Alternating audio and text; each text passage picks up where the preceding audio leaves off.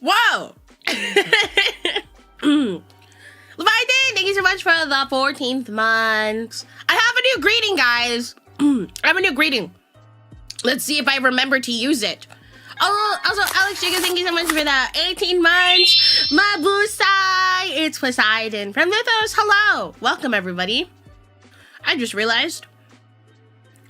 Hold up.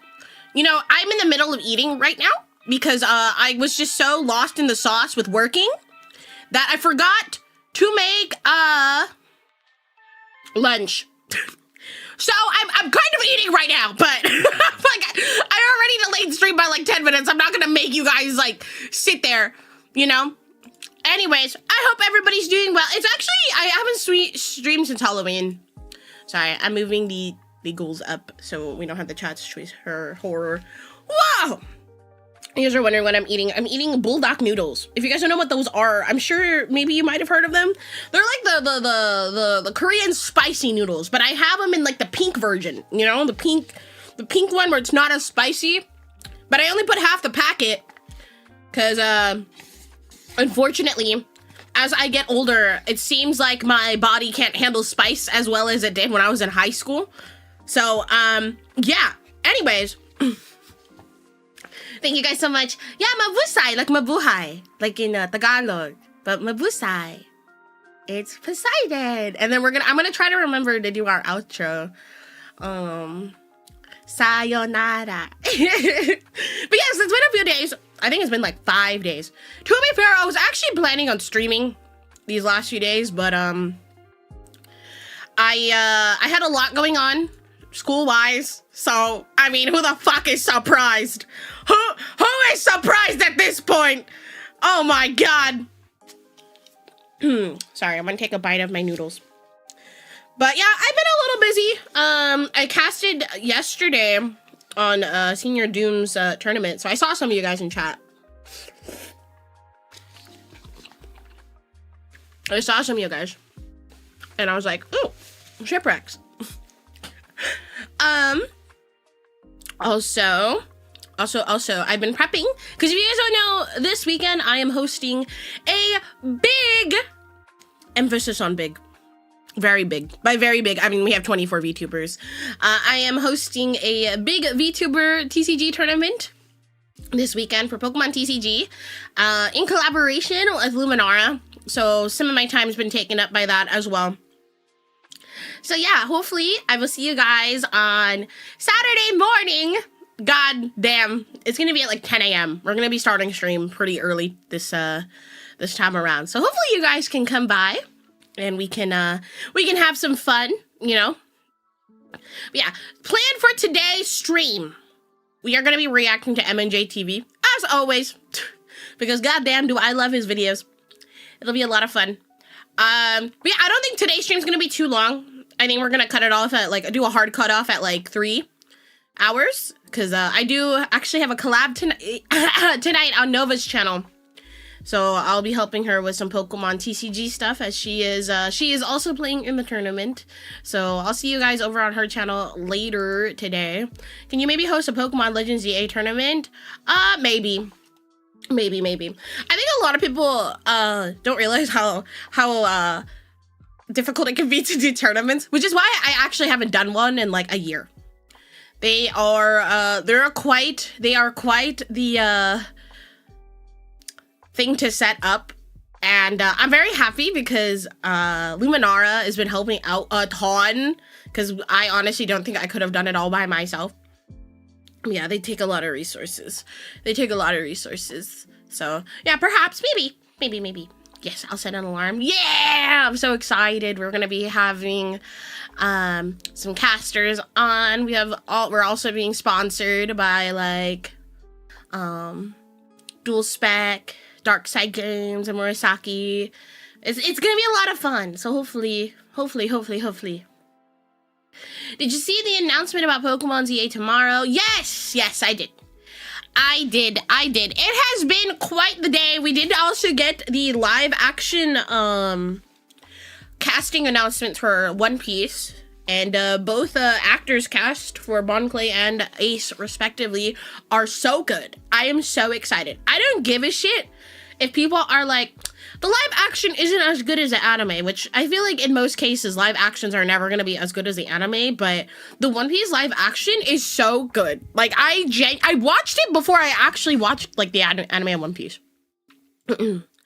How's your day going? It's been going good. I've been busy. I've been working all morning, which is why I lost track of time. I was like, wait, I haven't had lunch yet, so I should probably eat lunch. It has time. Yes.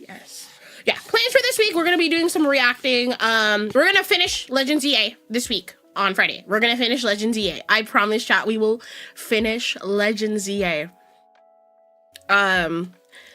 And then we're going to be playing a game on Sunday that isn't Pokemon or TCG. And it's been a game I've been holding off for a little bit because I've been having really bad brain worms. And I also want to give my chat a break from Legends EA. We're going to be playing Hades 2 on Sunday after we react. So that's going to be a lot of fun. I have not played Hades 2, the full game. I did play a little bit of the beta, so maybe the title might be a slight lie, okay? But I have not played the full Hades 2 game, like, at all. I have it installed, I swear, I do. I just haven't played it yet. So I've been getting into Pokemon TCG. I love my new Gengar deck. Yeah, we have Mega Gengar now coming out. Oh, yes, I went to a pre-release this past weekend. You know, I was gonna judge in it, but then I, like, told my store TO, I was just like, you know what? Fuck it. I'm gonna play. I pulled booty cheeks. Tell me why the person next to me pulled the Charizard SIR. And I'm like, God damn, if only I got that fucking box. If only I got that damn fucking box. Where it can be jumble up. I've been working at Amazon too. Oh, congrats! And like warehouse, corporate, hey, you know what? In this job market, congratulations, man. It'd be hard to find a job.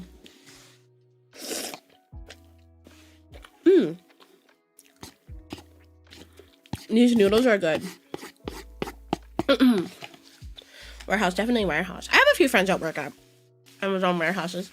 Yeah, I hear mixed reviews, but I mean, with this job market, it is, you kind of have to get what you get, you know? I pulled a trainer's, picked up a trainer's toolkit. Those are really good.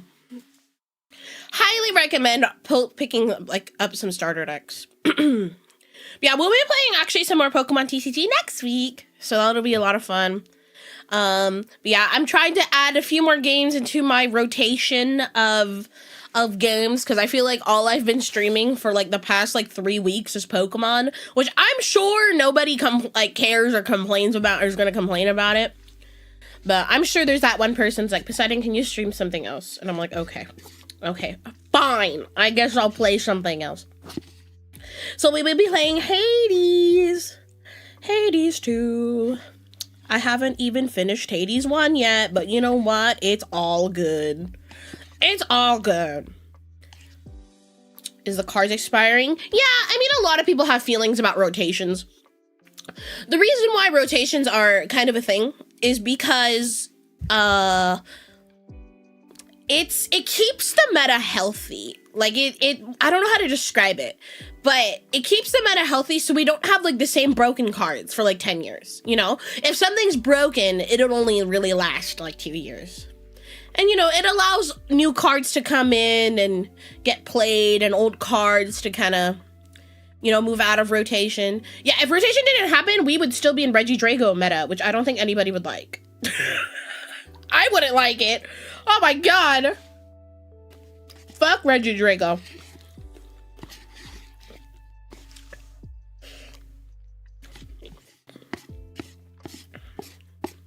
Wonder if we get a game about the other Greek god kids.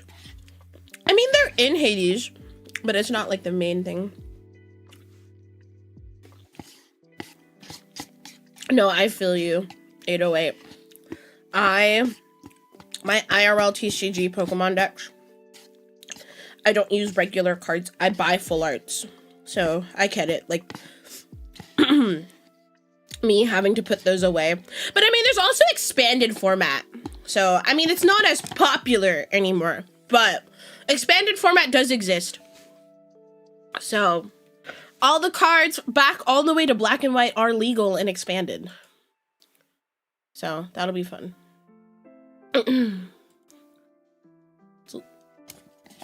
Yeah, it's literally the best deck. Regidrago is so broken, which makes me happy and sad because, like, initially when Regidrago got released, nobody gave a shit about it. Like, and it only got played when it was about to get rotated. Like, what is this? I'm almost done with my noodles chat. You know, I'm so glad I did not put the whole packet of spice, because this is pretty spicy already. No, I used to eat a lot of spicy food when I was in high school. Poseidon. Imagine TCG having no set restrictions. SMH looks at Yu-Gi-Oh! Oh no. No, I don't put the whole packet in anymore. When I was in high school, I used to eat the 2 times spicy with the whole packet. My spice tolerance was so high. But now, I am an adult. My body just can't handle it anymore. I finished my noodles. Let me take a sip of water. My body can't handle it anymore. My body can't handle large amount of spices. Unfortunato. Oh, that's something I want to talk about. So, I went to Olive Garden for the first time a few days ago. And you know what? I've never been to Olive Garden. Like, I just have never been. I am not a huge pasta person. Because I find that pasta, first of all, I'm Asian. So, like, rice is life, all right? I love rice. Rice will be my favorite carb. So if I ever had to pick between, like, a pasta and rice, right? I will always pick rice. So I've never kind of gone out of my way to go to Olive Garden, like, at all. I like pasta. Like, don't get me wrong. I think pasta is delicious. But, you know, there's just other places I'd rather go than go to Olive Garden. It's just not my thing. So on Monday, I was getting some schoolwork done. I was working. I was doing some stuff. Get a text from one of my friends. Texted the group chat. Was like, Poseidon, would you like to go to Olive Garden? And would anybody else want to go to Olive Garden? And mind you, this friend of mine, this is like out of nowhere, because this friend of mine, typically when we go out to eat, like as a friend group, we'll go to like Chili's or like a taco truck or something, you know, like we don't eat pasta. I don't think I've ever had pasta with my friends, like, at all. So the amount of whiplash I had, I was like, what? Like, what? Chili's, why? I fucking love Chili's. Do not slander Chili's in my fucking chat. If you want to slander Chili's, I will, I was gonna say sit on you, but I think everybody would start saying they hate Chili's. Anyways, so I was like having whiplash because I'm like, what? You never asked to go to Olive Garden? And they were like, well, Poseidon's never been, so why don't we just go? So I was like, okay, whatever. Fine. I'll go to Olive Garden. So, mind you, he texted me, like, in the middle of me, like, doing, like, homework and stuff at home. I did not have time to get ready. I did not have time to, like, because typically I don't leave my house without makeup on because I look like a fucking, like, homeless person. So, I just put on, like, a cute long skirt and a t-shirt and a cardigan, and I just, like, ran out my door wearing Crocs. I, like, barely had time to put mascara on. So, I drive to Olive Garden. its place is fancy. I've driven past this place like 2 million times because I used to work near this Olive Garden. My office that I used to work at was like down the street from this Olive Garden, but I've never been. I walk in, this place is fucking packed. It is massive. Like this is a huge ass fucking Olive Garden. And everybody was dressed nice. I was just like, wait, is this like a fancy establishment? I didn't know Olive Garden was fancy. And maybe I just walked in on a day that like everybody just so happened to dress nice. So, there was like was there 4 of us? Was there 4 of us? I think there was like 4 of us. So we sat down. It was like a 30-minute wait. We just waited. I was just like, fuck it. Like, we'll just wait. And I ended up ordering. So I tweeted on Twitter and everybody was like, Poseidon, Poseidon, Poseidon, Poseidon, Poseidon! Get a never-ending salad, soup, and breadsticks, which I ended up getting because, sorry, we're gonna get up close and personal here because I really like invading your personal space. I ended up getting the never-ending pasta bowl because it was $14.99 with the unlimited salad, breadsticks, and soup. Like, I was like, well, I'm just gonna get this because it has the never-ending pasta bowl and the breadsticks and the salad. So, I thought the whole like cheese grater stuff was a lie. You know how when you go to Olive Garden, they'll be like, you want cheese on that? And I thought it was like a lie. I thought it was just something people made up and just said about Olive Garden. So, I ordered a salad to start because I was just like, I need fiber, okay? You can fucking buy it? You're lying, no way. Oh, fuck, I fucking love cheese. Anyways, I didn't, okay, so she asked me, she was like, do you want cheese on your salad? I was like, that's fine. So I didn't know you're supposed to tell the waiter to stop. So at first I was like, damn, she's putting a lot of cheese. And she went for a little bit and she goes, tell me when to stop. And I was like, oh, yeah, you can stop here. I didn't know. But yeah, so I had a cheese with a side of salad. Literally.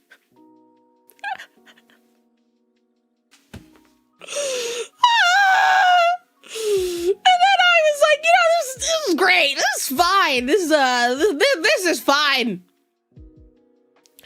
So I start eating my salad, and then they were like, well, what do you want for your pasta? So everybody in my comments on that tweet was like, you need to get the chicken Alfredo, which I ended up getting. I got the Alfredo, and I was just like,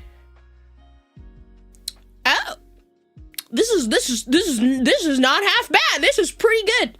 Halfway through my meal, one of my friends goes, wait, Poseidon, aren't you lactose? And then I was like, wait, I am. I forgot.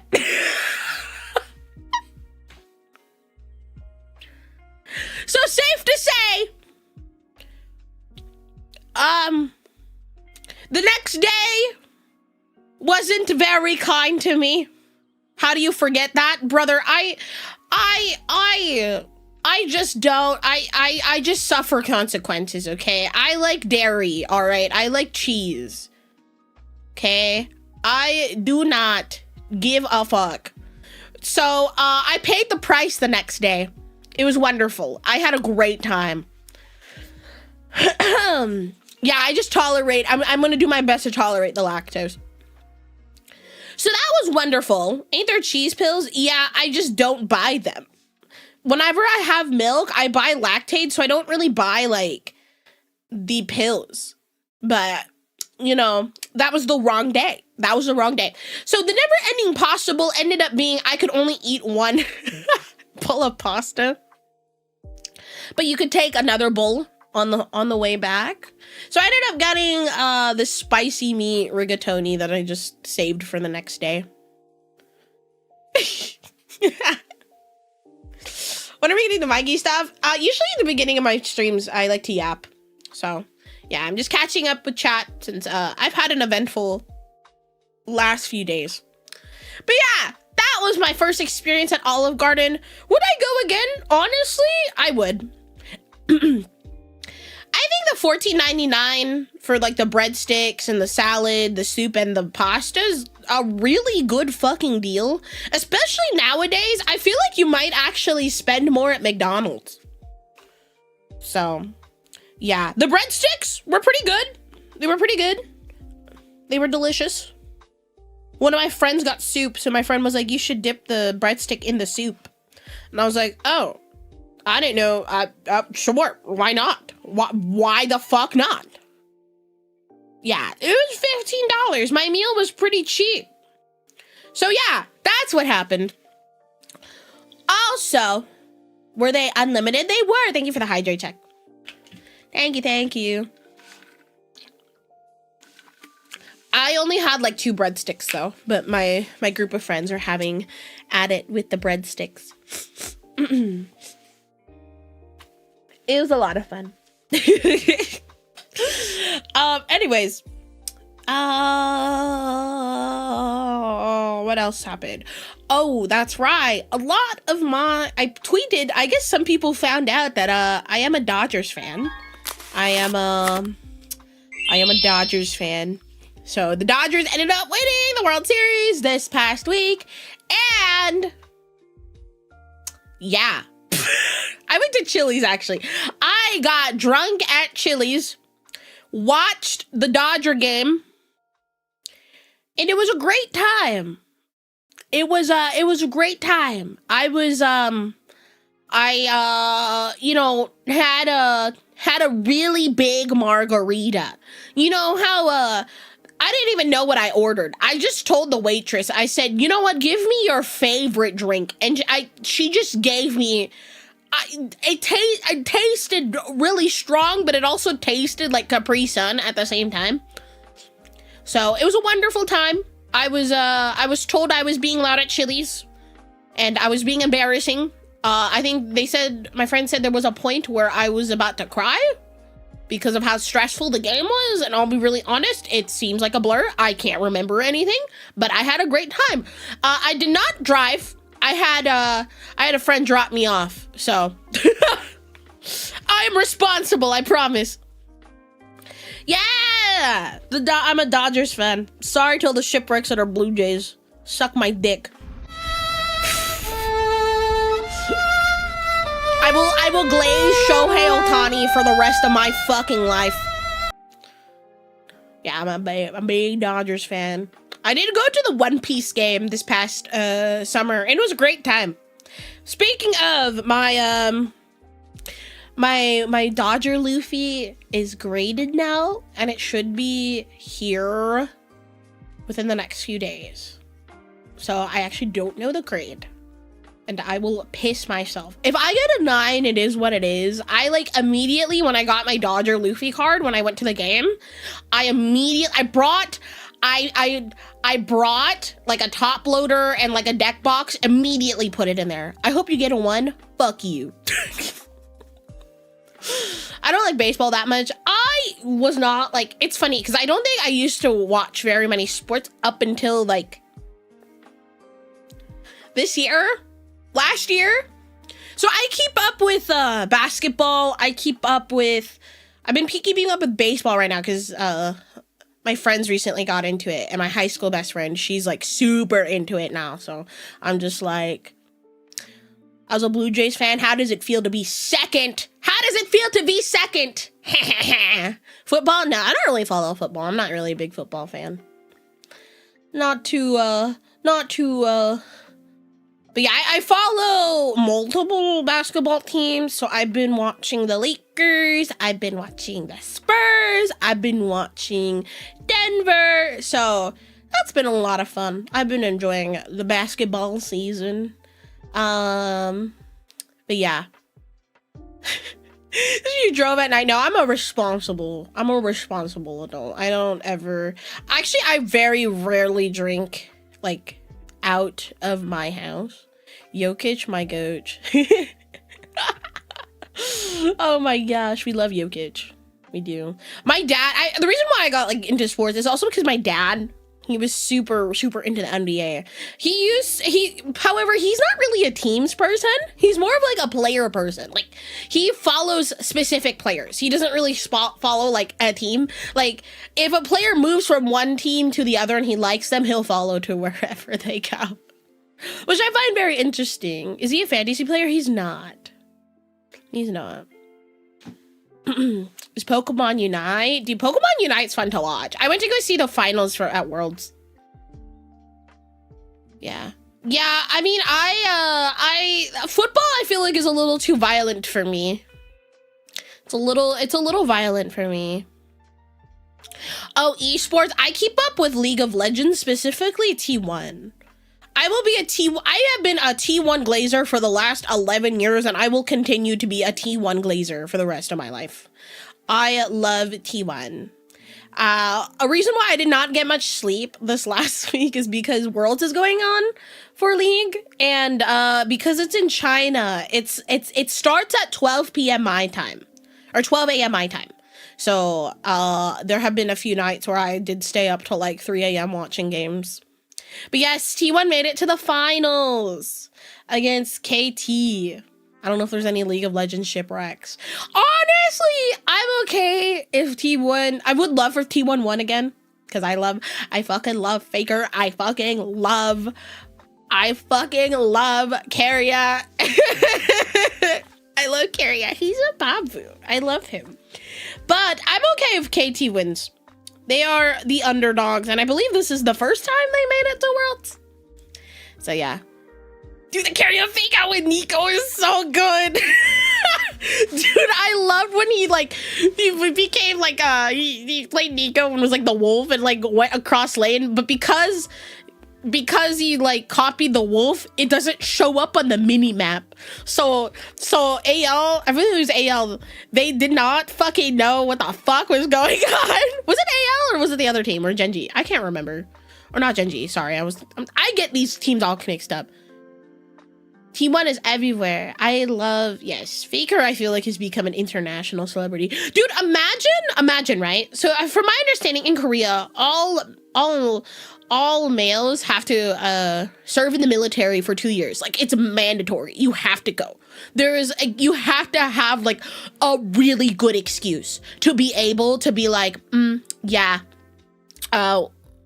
you don't have to go.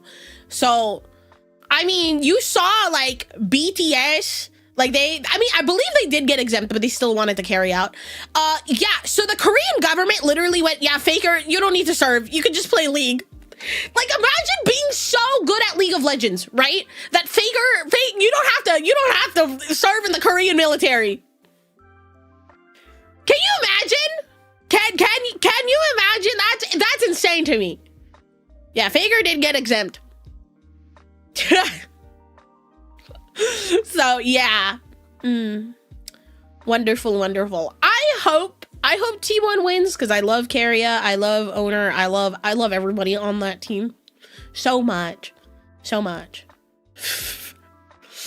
Faker just does that.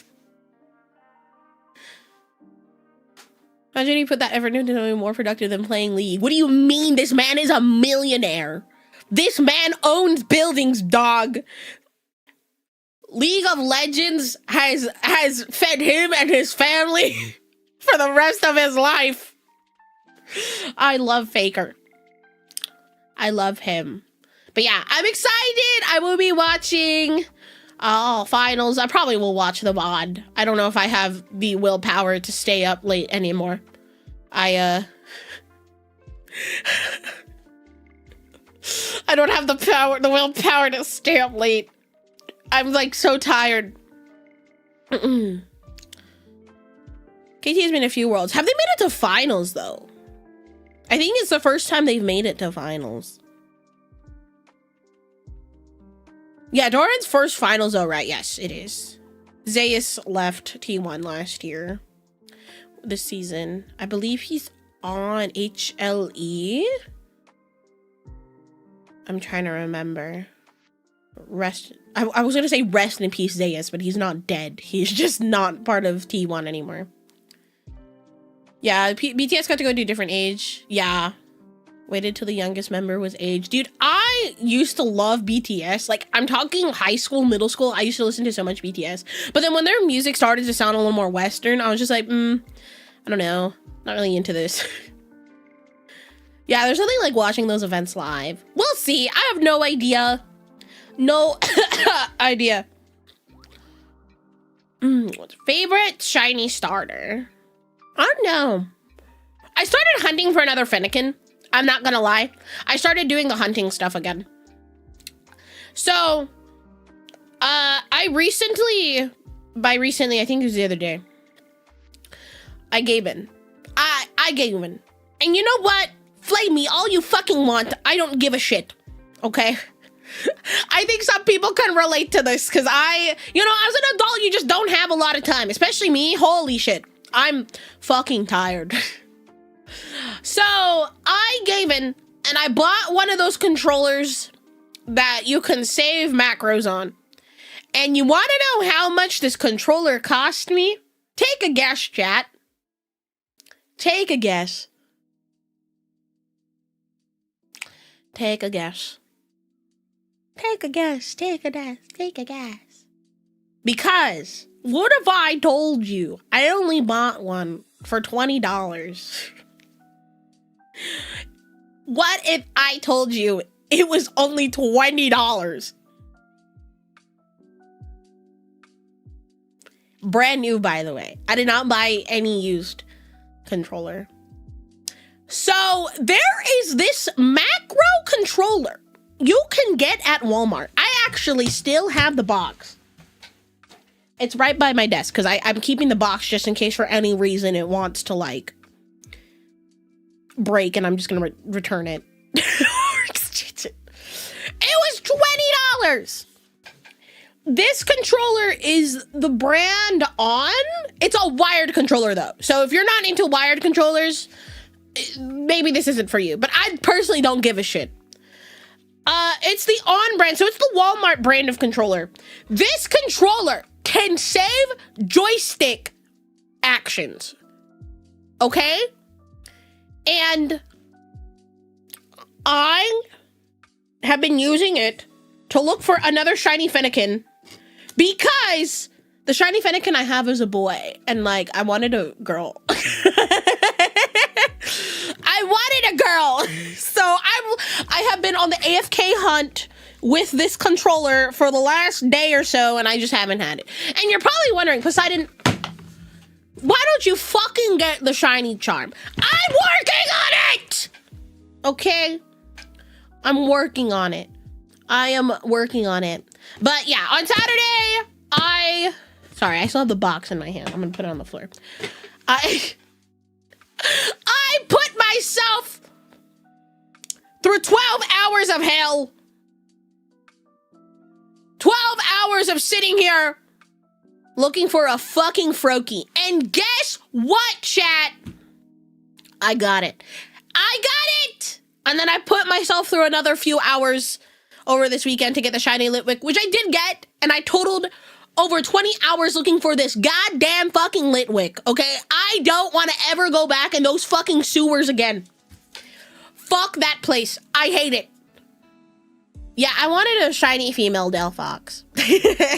So, at some point, I am going to work on the shiny. I think this will be the first game I decide to do the shiny decks. So, yeah, we're going to be doing some more shiny hunting streams going into December.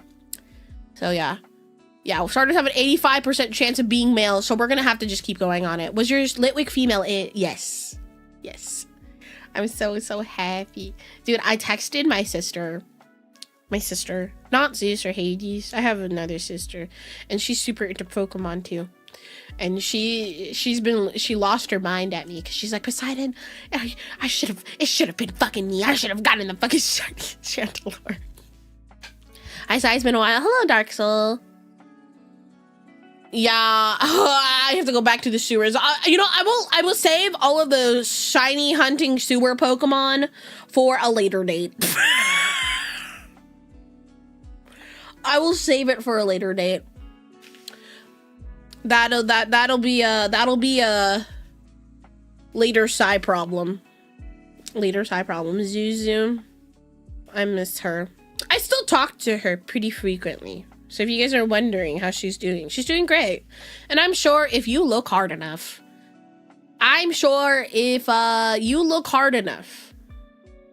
she might be there. Are you gonna get the shiny living shiny decks? I think I might. I think there's a good chance I will. Once I get the shiny charm, I'm working on my regular living decks right now. So I'm actually halfway done. I'm halfway done. So we're gonna finish the game on Friday, and then I'll probably start working on the side quests and the living decks as time goes on offline. Man, we are in for the hunts, dude. I'm telling you, it's my favorite thing to do in this game. I love shiny hunting. Like, as painful as it sounds, like, I have friends that don't like shiny hunting. They're like, Sai, why do you do that? Why do you put yourself through that? I'm like, do you know how satisfying it is to, like, get the different colored Pokemon? Oh, it's always been my favorite thing to do.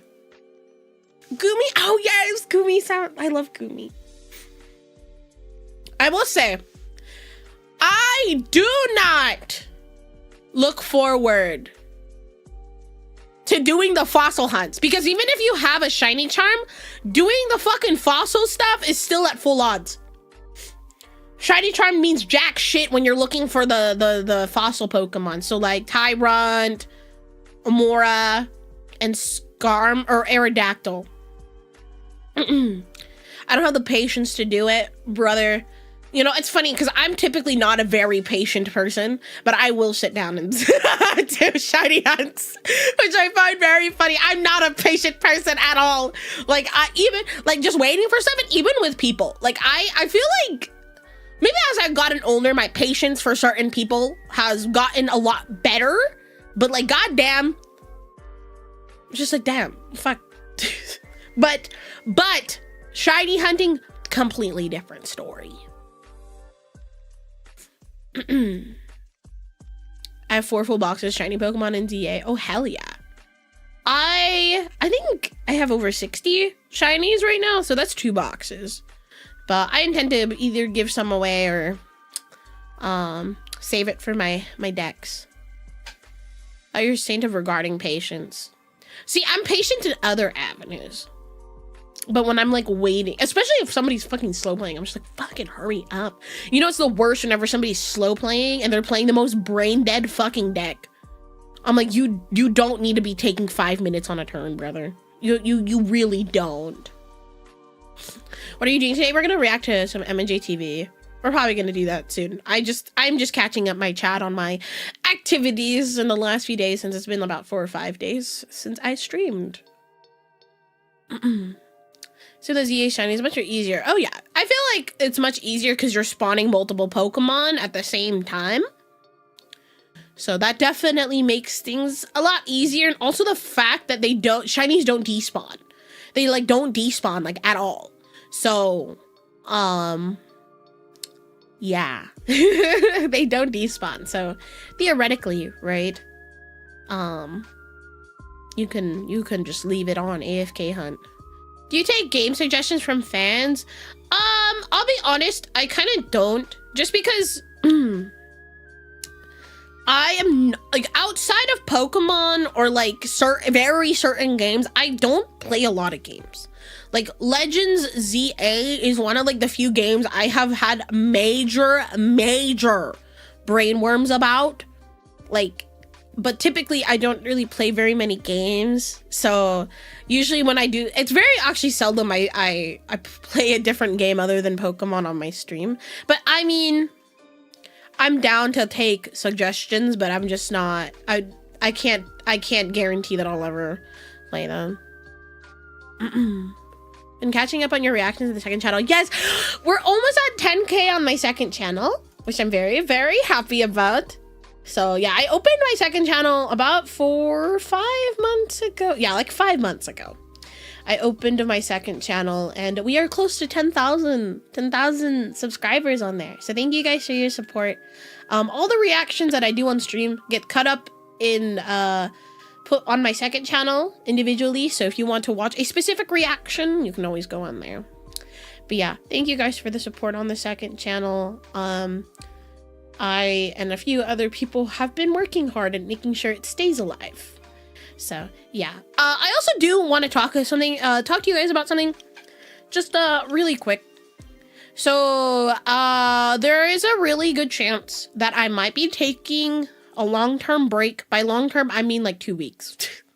Going into December.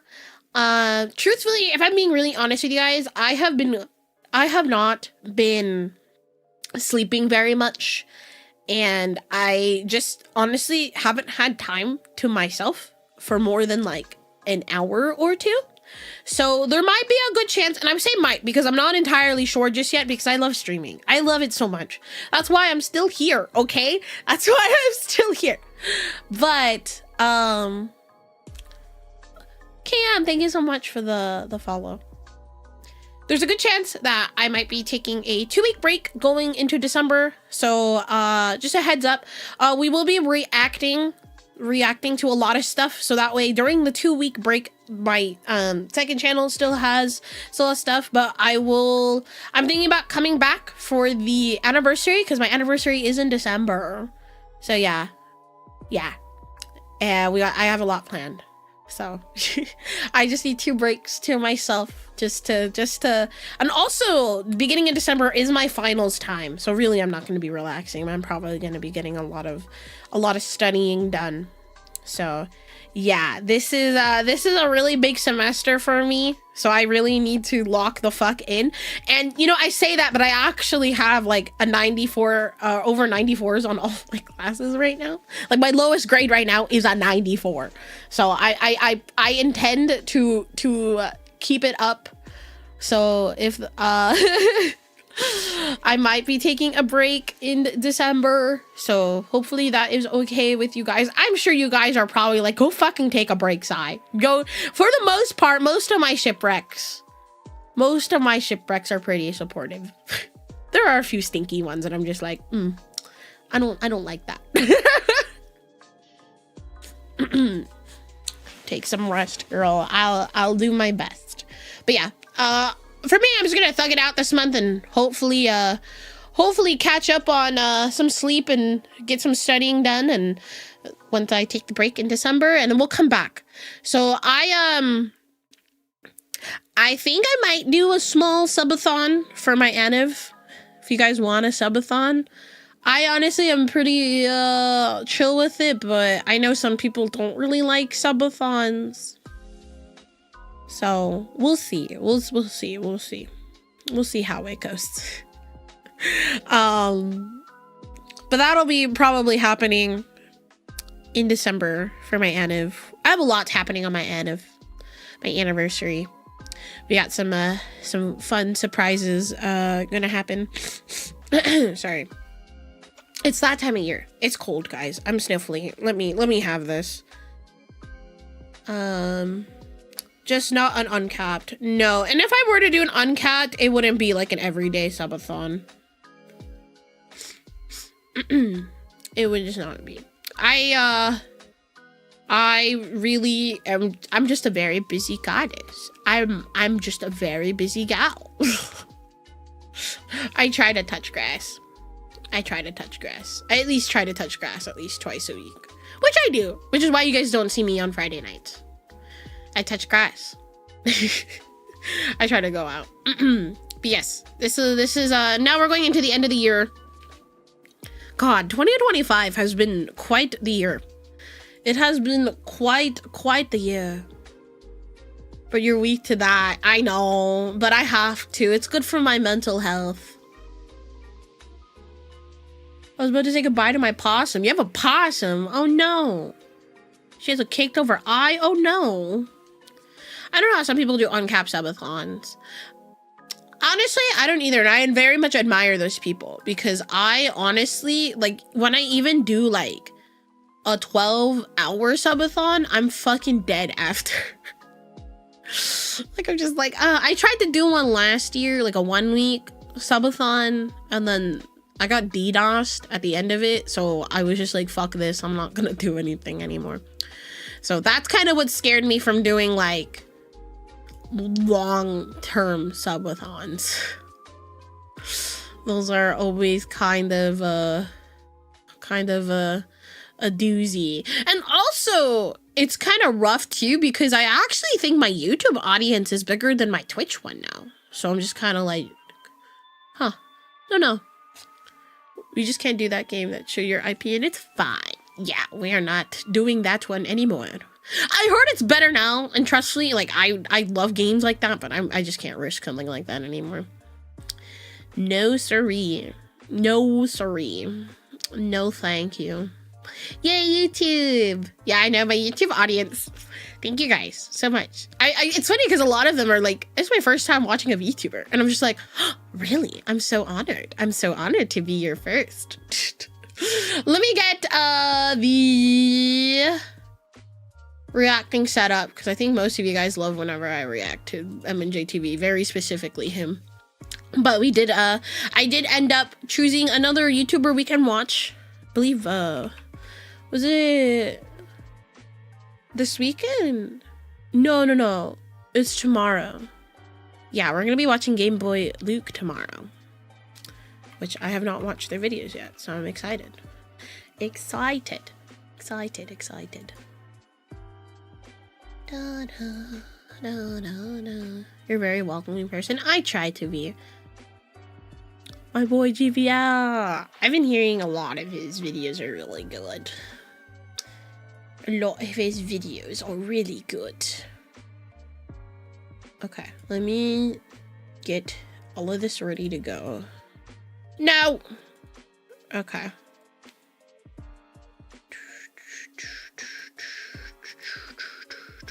Okay. Let me get... Okay. Sorry, I had like these 3 videos picked out, so I'm getting all of them really quick. Yeah, your second channel is like a massive ad for your YouTube streams. That is true.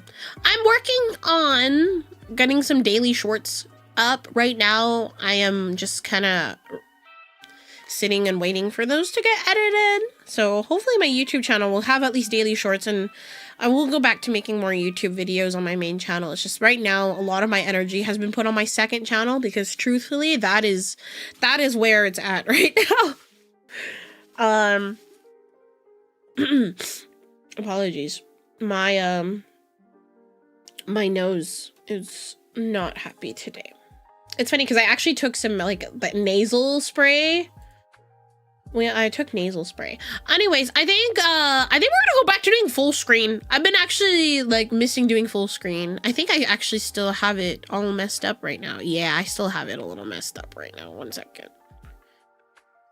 Last time I did this, why? Oh, I see what happened. Last time I did this, I used it for something else. Okay! Oh, I forgot, there was somebody who said it, like, it was her birthday. So I don't know if you're still here, but like, happy birthday. Sorry, you know, it's a lot to keep up with 2 chats, especially if both chats are active. I'm just like, which one do I look at? Which one do I look at? Which one do I look at? Which one do I? So mine was yesterday. No fucking way. Why didn't you say anything? I mean, maybe you did, but I just didn't see it. I'm sorry. Happy birthday. Happy birthday, Sinfire. Sinfire, you're an amazing mod. Love you, Pookie. Because I was getting a tooth pulled. You got a tooth pulled on your birthday. You're crazy. You're nuts. I would have chosen not to do that on my birthday. Belated Oshi Day, thank you. Oh God. You know, I don't think it's supposed to look like that, chat. I still have it. Hold up, wait, it's sideways. Oh God. All right, are we Are we okay? We're good. Everyone turn their monitors sideways. Mine's in 5 days, less than 5 days. Happy early birthday. Please remind me when it's on your actual birthday if I'm streaming. But yes, for all the shipwrecks that have birthdays today. How? I just had it for the last One Piece stream. I had it sideways because we had to show the board. It's fine. Do it that way for the rest of the stream. Yeah, would you guys want to watch it like this? All right, guys, we're gonna react.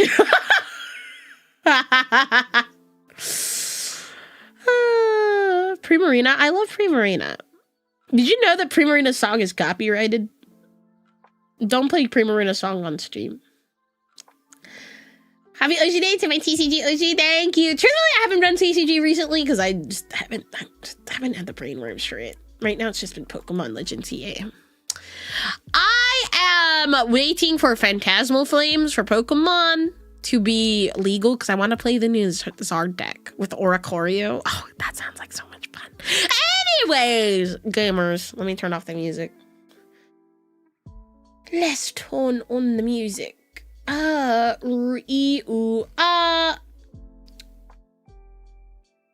Sorry, I had like this cool, like, cozy coffee shop jazz playlist going on. That's what I've been playing in my house. I think my cat really likes it. Marshmallow really likes piano music. It calls to you. I yearn for the Zard. Anyways, we're back to reacting to some MandJTV today. We're gonna be reacting to best evolution in every game, and I swear to God, if it's not me, every single time I will crash out. I mention this all the time, and I'm gonna say it again, but I think a lot of people like associate me with Vaporeon because, you know, I play into the bit. You know, I won't lie, I do play into the bit. However, my favorite evolution is Flareon. Flareon's my baby. I love Flareon. Flareon is so cute, and I just want to squish her. But yeah, if it's not Vaporeon for every single one, I will crash out. Oh wait, hold up. The sound isn't even on. The sound isn't even on. There we go. Let you get Eevee, one of the most beloved Pokemon in history. Eevee. But have you ever gotten one and then been unsure which evolution to turn it into? In this video, I'll cover what I believe is the best evolution to I try to diversify. If I play like a game with Eevee in it, I try to diversify which evolution I get. Like, oh man, I picked fucking Umbreon last game. Let me pick Glaceon for this one. But I guess it also depends on team comp. use in each mainline Pokemon game where you can get Eevee before the Pokemon League. Pokemon Red, Blue, and Yellow give you one gift Eevee in Celadon City, obtained at level 25. And thanks to stones in the nearby department store, you can instantly evolve it into Flareon, Jolteon, or Vaporeon. But which one is best? Well, it's not Flareon. Jolteon? While Erica's Grass Gym is immediate, you have to raise Flareon to level 31 to only get Ember in Red and Blue, but then in Yellow it's level 36 for Fire Spin. Both of which kinda stink. There is no TM for Flamethrower in Gen 1, and Flareon doesn't get it by level up until the 50s. So it'll be a pain to make it helpful for the Erica battle, but then after that, there's like nothing else that's weak to fire. There's no bug specialist, no steel type at all, and the ice types are mostly water type too. Another problem with Flareon is that its best stat is physical attack, but prior to Gen 4, all fire moves are special. In Gen 1, its special stat was 110, same as the other two evolutions, and not bad, but not getting stabbed with its best attacking stat is rough. And it's gonna get worse in Gen 2 when the special stat splits. So, sadly, because of this, Flareon's gonna struggle for a little bit, which is a bummer, because I like Flareon. As for Jolteon and Vaporeon, they're pretty close. Jolteon's level up moveset is poor, but by this point in the game, you already have the Thunderbolt TM from Lieutenant Surge. Additionally, Jolteon gets Pin Missile, one of the extremely few bug moves in the game, which could provide some help against the overpowered psychic types. However, there's one big bummer for Jolteon. You already beat Misty. Electric is only strong against water and flying, and since you missed water and there's no flying gym, that means Jolteon isn't much help in any major battles until the Pokemon League, in which it's great. 4 of Lorelei's Pokemon, 1 of Agatha's, 2 of Lance's, and up to 3 of your rivals, depending on your game and starter choice. Jolteon isn't stellar immediately, but it's a good investment in your future. Might as well nickname it Compounding Interest. I don't think you could fit that. That's silly. It's much longer than the character limit. However, Vaporeon is also quite good. You can teach it water gun or... I don't think you could fit that. Wait, it's like a 10 character limit, right? In like the games, like the Game Boy games. Oops, my bad. But isn't that why Feraligatr doesn't have like an O at the end of its name? Double Beam immediately from TMs you should already have. Can't fit the O. Or with some patience, you can wait and teach it Surf, the best water move in the game, and still Surf before so the gym good. battles it excels against, Blaine and Giovanni. It's not as good as Jolteon in the league though, only having type advantage over Bruno's weak Onyxes, Lance's Aerodactyl, and your rival's ground and fire types, 2 Pokemon he has regardless of game or starter. However, Vaporeon gets something that most evolutions struggle with. Coverage. And for Vaporeon, it's the very useful Ice type. In Yellow, it learns Aurora Beam at level 36, but in all the games, you can use the Ice Beam TM from the Celadon department store roof. This coverage helps a lot with Lance. Dragon types are effectively only weak to Ice in Gen 1 since the only dragon attack was Dragon Rage that did a set amount of damage, and of course Fairy did not exist. Vaporeon gives you an option for super effective moves against the toughest Elite Four member. In short, both Jolteon and Vaporeon can be really helpful Pokemon if you're willing to use TMs. Which you should be, what else are you gonna use them for? But as for which is better, I'm giving a slight edge to Jolteon. Because of critical hits. Fair. In Gen 1 only, a Pokemon's chance to land a critical hit is based on its base speed. And Jolteon is tied for the second fastest Pokemon in the game. Wait, that guy, I heard he won a turn. I don't even know his name. I think he's from Turkey or something. He's Turkish. Please correct me if I'm wrong. He's the one with like, he had that hella aura when he, during the Olympics for like the shooting stuff. And he apparently won another tournament recently. It's me. What do you mean? Hi, Dark Side. You know, guys, I heard a rumor. I don't know where I heard this rumor. But I heard if you go to Dark Side after... Let me check my calendar. I heard a rumor. If you go to Dark Side after November 14th, there might be some signed Poseidon deck boxes at their store. Go to Darkside Games Las Vegas. Use code Poseidon15 for 15% off your singles. Anyways.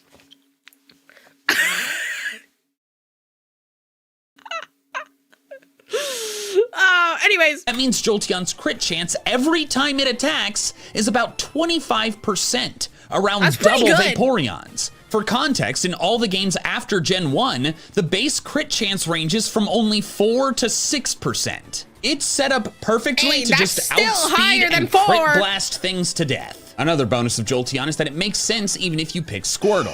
For most games, I won't take into account starter choice at all, but when two are really close, I'll allow it to help break a close tie. We now move on to Gold, Silver, and Crystal, where Bill gives you a level 20 Eevee in Goldenrod City after meeting him in Ecruteak, meaning you can have Eevee before the 4th gym battle. There's also 2 new Evolutions, Psychic type Espeon and Dark type Umbreon. An exciting new era where everything is actually garbage. First off, Espeon and Umbreon are friendship evolutions, which have always been annoying, but they're even more annoying in Gen 2 with no Soothe Bell. Plus, if you level up too far, you can miss out on moves you can't get back because there's no move reminder either. But it's actually the original trio that are in dire straits. In Gold and Silver, the only way you can get a Water, Fire, and Thunderstone is from Bill's grandpa in the Sea Cottage, which is in Kanto! It is impossible to use Vaporeon, Flareon, or Jolteon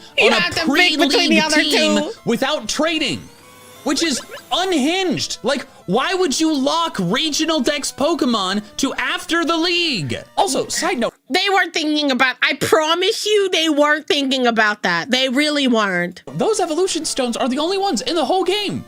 How the heck did they expect you to complete the Pokedex? Crystal version did fix this problem, but not in a fun way. There are some trainers on the routes just outside Ecruteak, specifically Lass Dana, Schoolboy Allen, and Fisherman Tully, who can call you to offer the evolution stones needed. While this is early and repeatable, it's still super annoying. So we'll have to segment things between Gold and Silver versus Crystal. For Gold and Silver, Espeon and Umbreon are your only two options, since I'm not allowing the other three if you can't get them until post-game. Espeon gets Psybeam at level 36, and Umbreon gets Faint Attack at the same time. So even if you evolve them earlier, they're not really going to be much use until then. This does unfortunately mean that neither can help with Morty, and Espeon can't help with Chuck. They could help with Team Rocket though, and if it works out that way with Johto's weird level curves, Espeon is excellent due to all the poison types they use. Neither care much about the last few gyms, but once you hit the league, Espeon pulls ahead. Umbreon walls Will, but that's really it. Meanwhile, Espeon crushes Koga first, because while he has bug types, none have bug moves. Then it easily beats Bruno, and while Karen's dark types are scary, she still has 2 poison types. Espeon also just gets better moves. Espeon's best attack is Psychic, which is 90 power, while Umbreon's is Feint Attack, only 60 power. With the weaker move and poor offenses, Umbreon will struggle to one-shot anything. And I don't know about you, but that would annoy me. Unfortunate. But what about Crystal? Let's say you opt to deal with the annoying phone call stone acquisition and you can have any of the evolutions around the time of the 4th gym. Are any of them gonna be better than Espeon? Jolteon gets weirdly super nerfed because there is no Thunderbolt TM, so we can only learn it from an expensive move tutor in the game corner post-game. 4,000!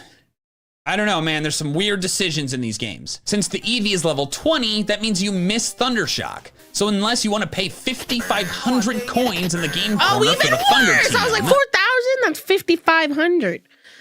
Oh, lordy. Jolteon goes without an electric move until level 52. That's bad.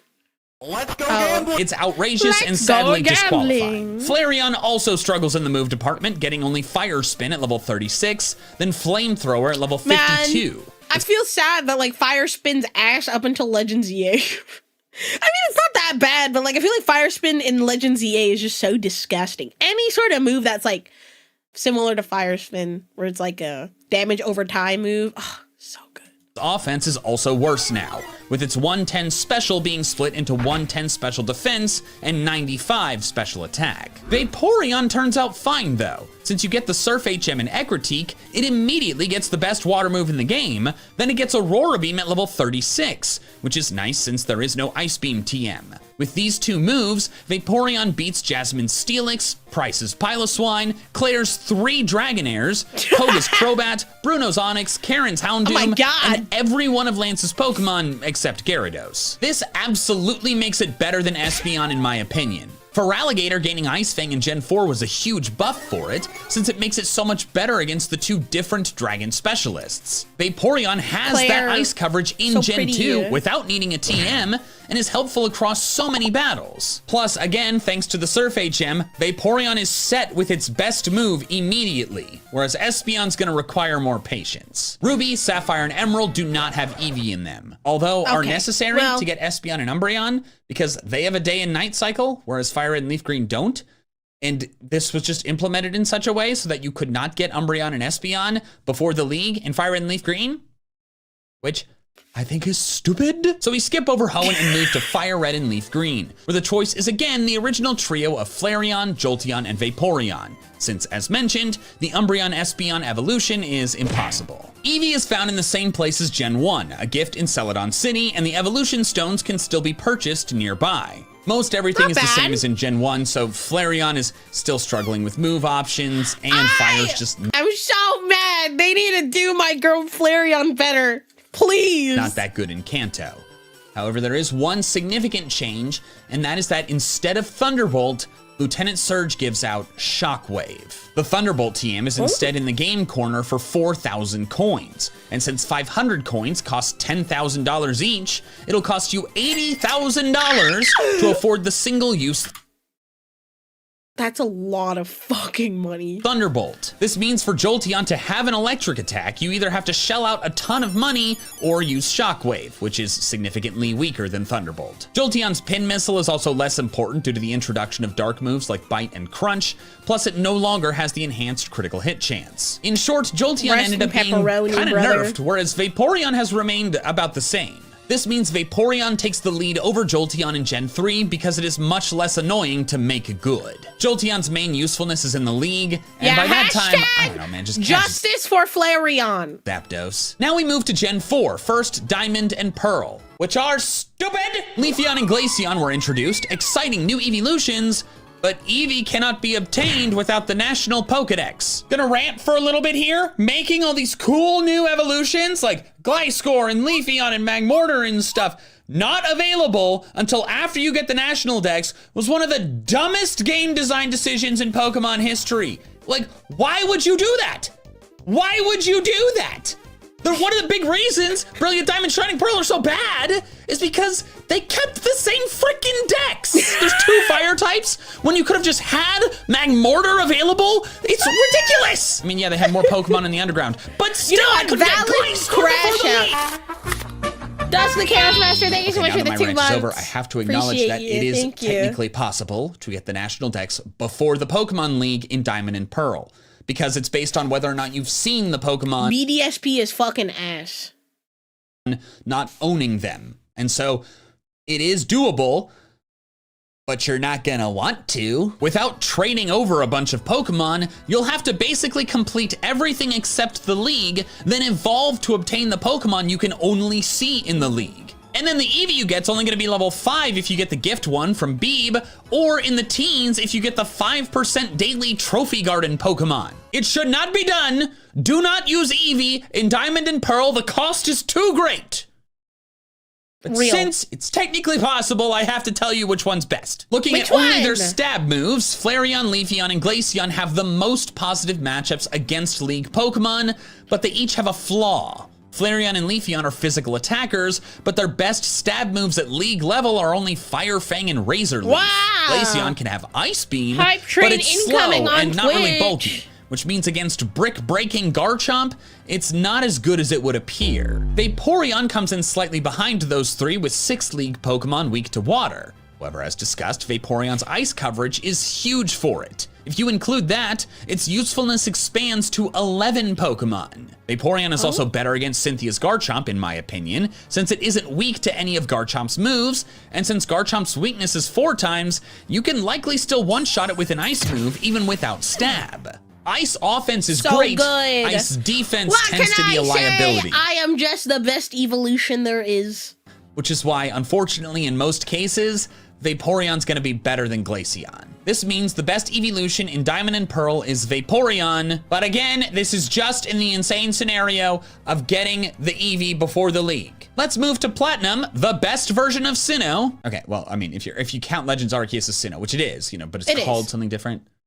It is. I actually don't know whether I prefer Platinum or Legends Arceus. They're both very good. And in Platinum, everything is more reasonable. BB gives you a level 20 Eevee upon arrival in Hearthome City before you even have 3 badges. You can get more at the Trophy Garden, but this one is sooner. One thing I have to cover, though, is that sadly, Glaceon just doesn't make sense. You don't get to the Icy Rock until right before the 7th badge, where all the other evolution methods for Eevee are near immediate. You can backtrack to Eterna Forest's Mossy Rock, grab the evolution stones in the underground or Solaceon ruins, and nothing is stopping the friendship progression. Personal note here, I've hated location-based evolutions basically the whole time they were a thing, but especially after I got a Charjabug in Sun and couldn't turn it into a Vikavolt until Vast Ponykenyon, when my team was like level 50. Umbreon, as cool as it is, really is not that great. You'd have to put in a lot of work to get its friendship up quickly enough for it to evolve in time to fight Fantina, so more realistically, you won't evolve it until later. Espeon is not much better,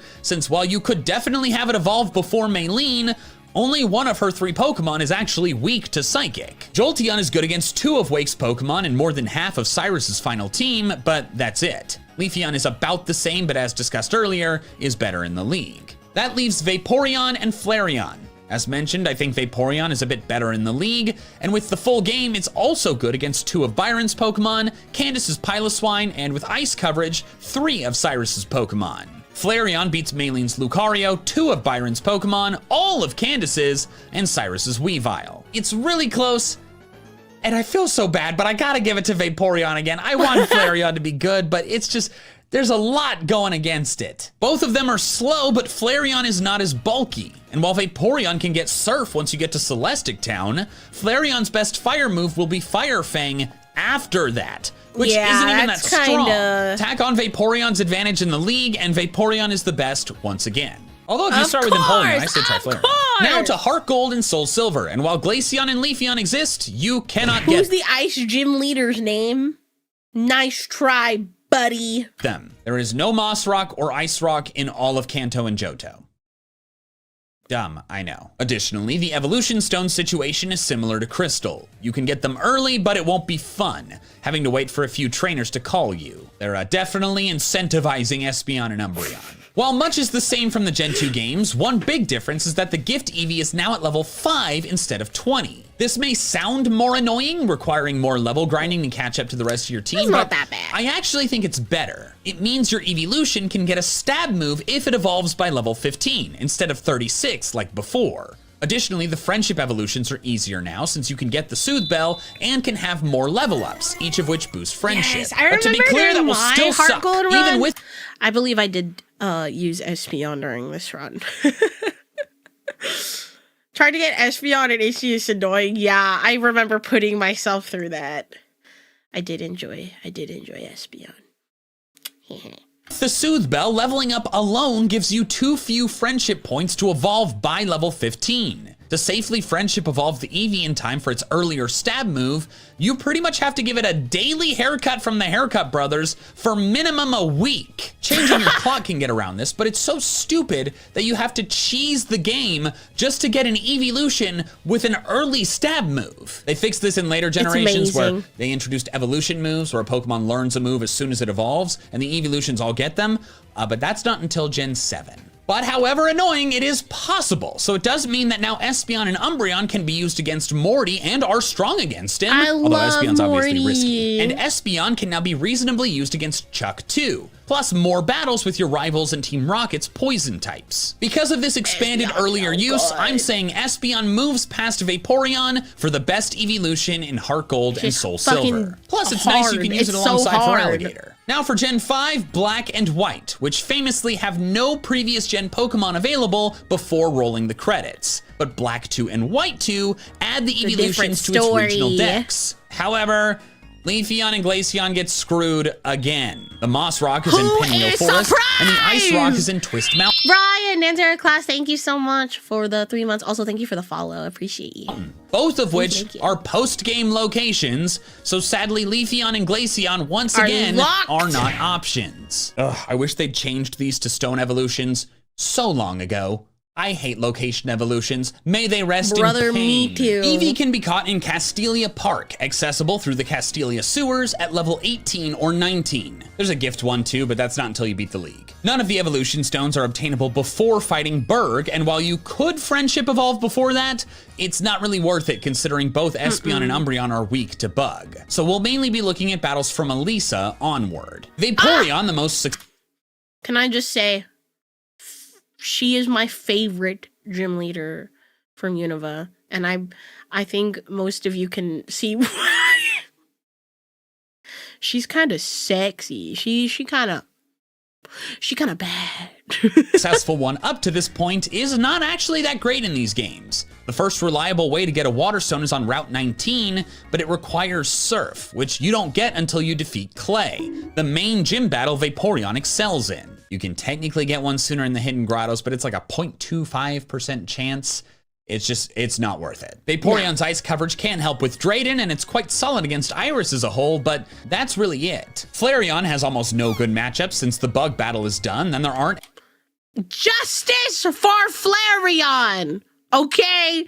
Justice for Flareon! any major ice or grass specialists. It's really only decent against Colress. Espeon's good against Marshall, but that's it, and Umbreon's good against Chantal and Caitlyn, but that's it. That leaves Jolteon, which is my pick for the best in Black 2 and White 2. It has an advantage over two gym leaders, Skyla and Marlin, and while its level up moveset takes some time to give you a special electric move, you will have Discharge before Skyla. Before that, Volt Absorb can help against Elisa too. Additionally, your rival Hugh always has an Unpheasant, and he has a water type if you did not choose Oshawott. And for many battles, those are 2 of his 3 Pokemon. Jolteon's not really OP in the league, but it's the most helpful before that. Now we move on to X and Y, the final games to introduce a new evolution, Sylveon. Everyone's favorite. By everyone, I mean all the girly pops. I love Sylveon. Eevee is found wild in the grass on Route 10, just north of Sillage City, meaning it's pretty early. Unfortunately, again, the ice and moss rocks are not. The ice rock is in Frost Cavern, only accessible after 6 badges, and the moss rock is within the Winding Woods, south of the final gym town. Infuriating and enraging. Real. They added Leafeon and Glaceon and just crapped all over them from the point they were introduced. Thankfully, the older evolutions are straightforward though, with all the stones being accessible before this point, and while the Soothe Bell must wait until Shalour City, nothing is stopping the friendship progression. Plus, since it's wild, you could catch it with a luxury ball. You can't buy them before this point, but you get 5 in Sycamore's lab. Hell yeah. So don't mess up. Sylveon is more annoying, since if you don't do things exactly right via the method shown on screen, you have to will miss out on a fairy attack for really quite some show time. her affection. However, this doesn't really matter, since the best evolution is Flareon. Let's go! Flareon? Sorry, I got very excited there. Let's go! Oh my god.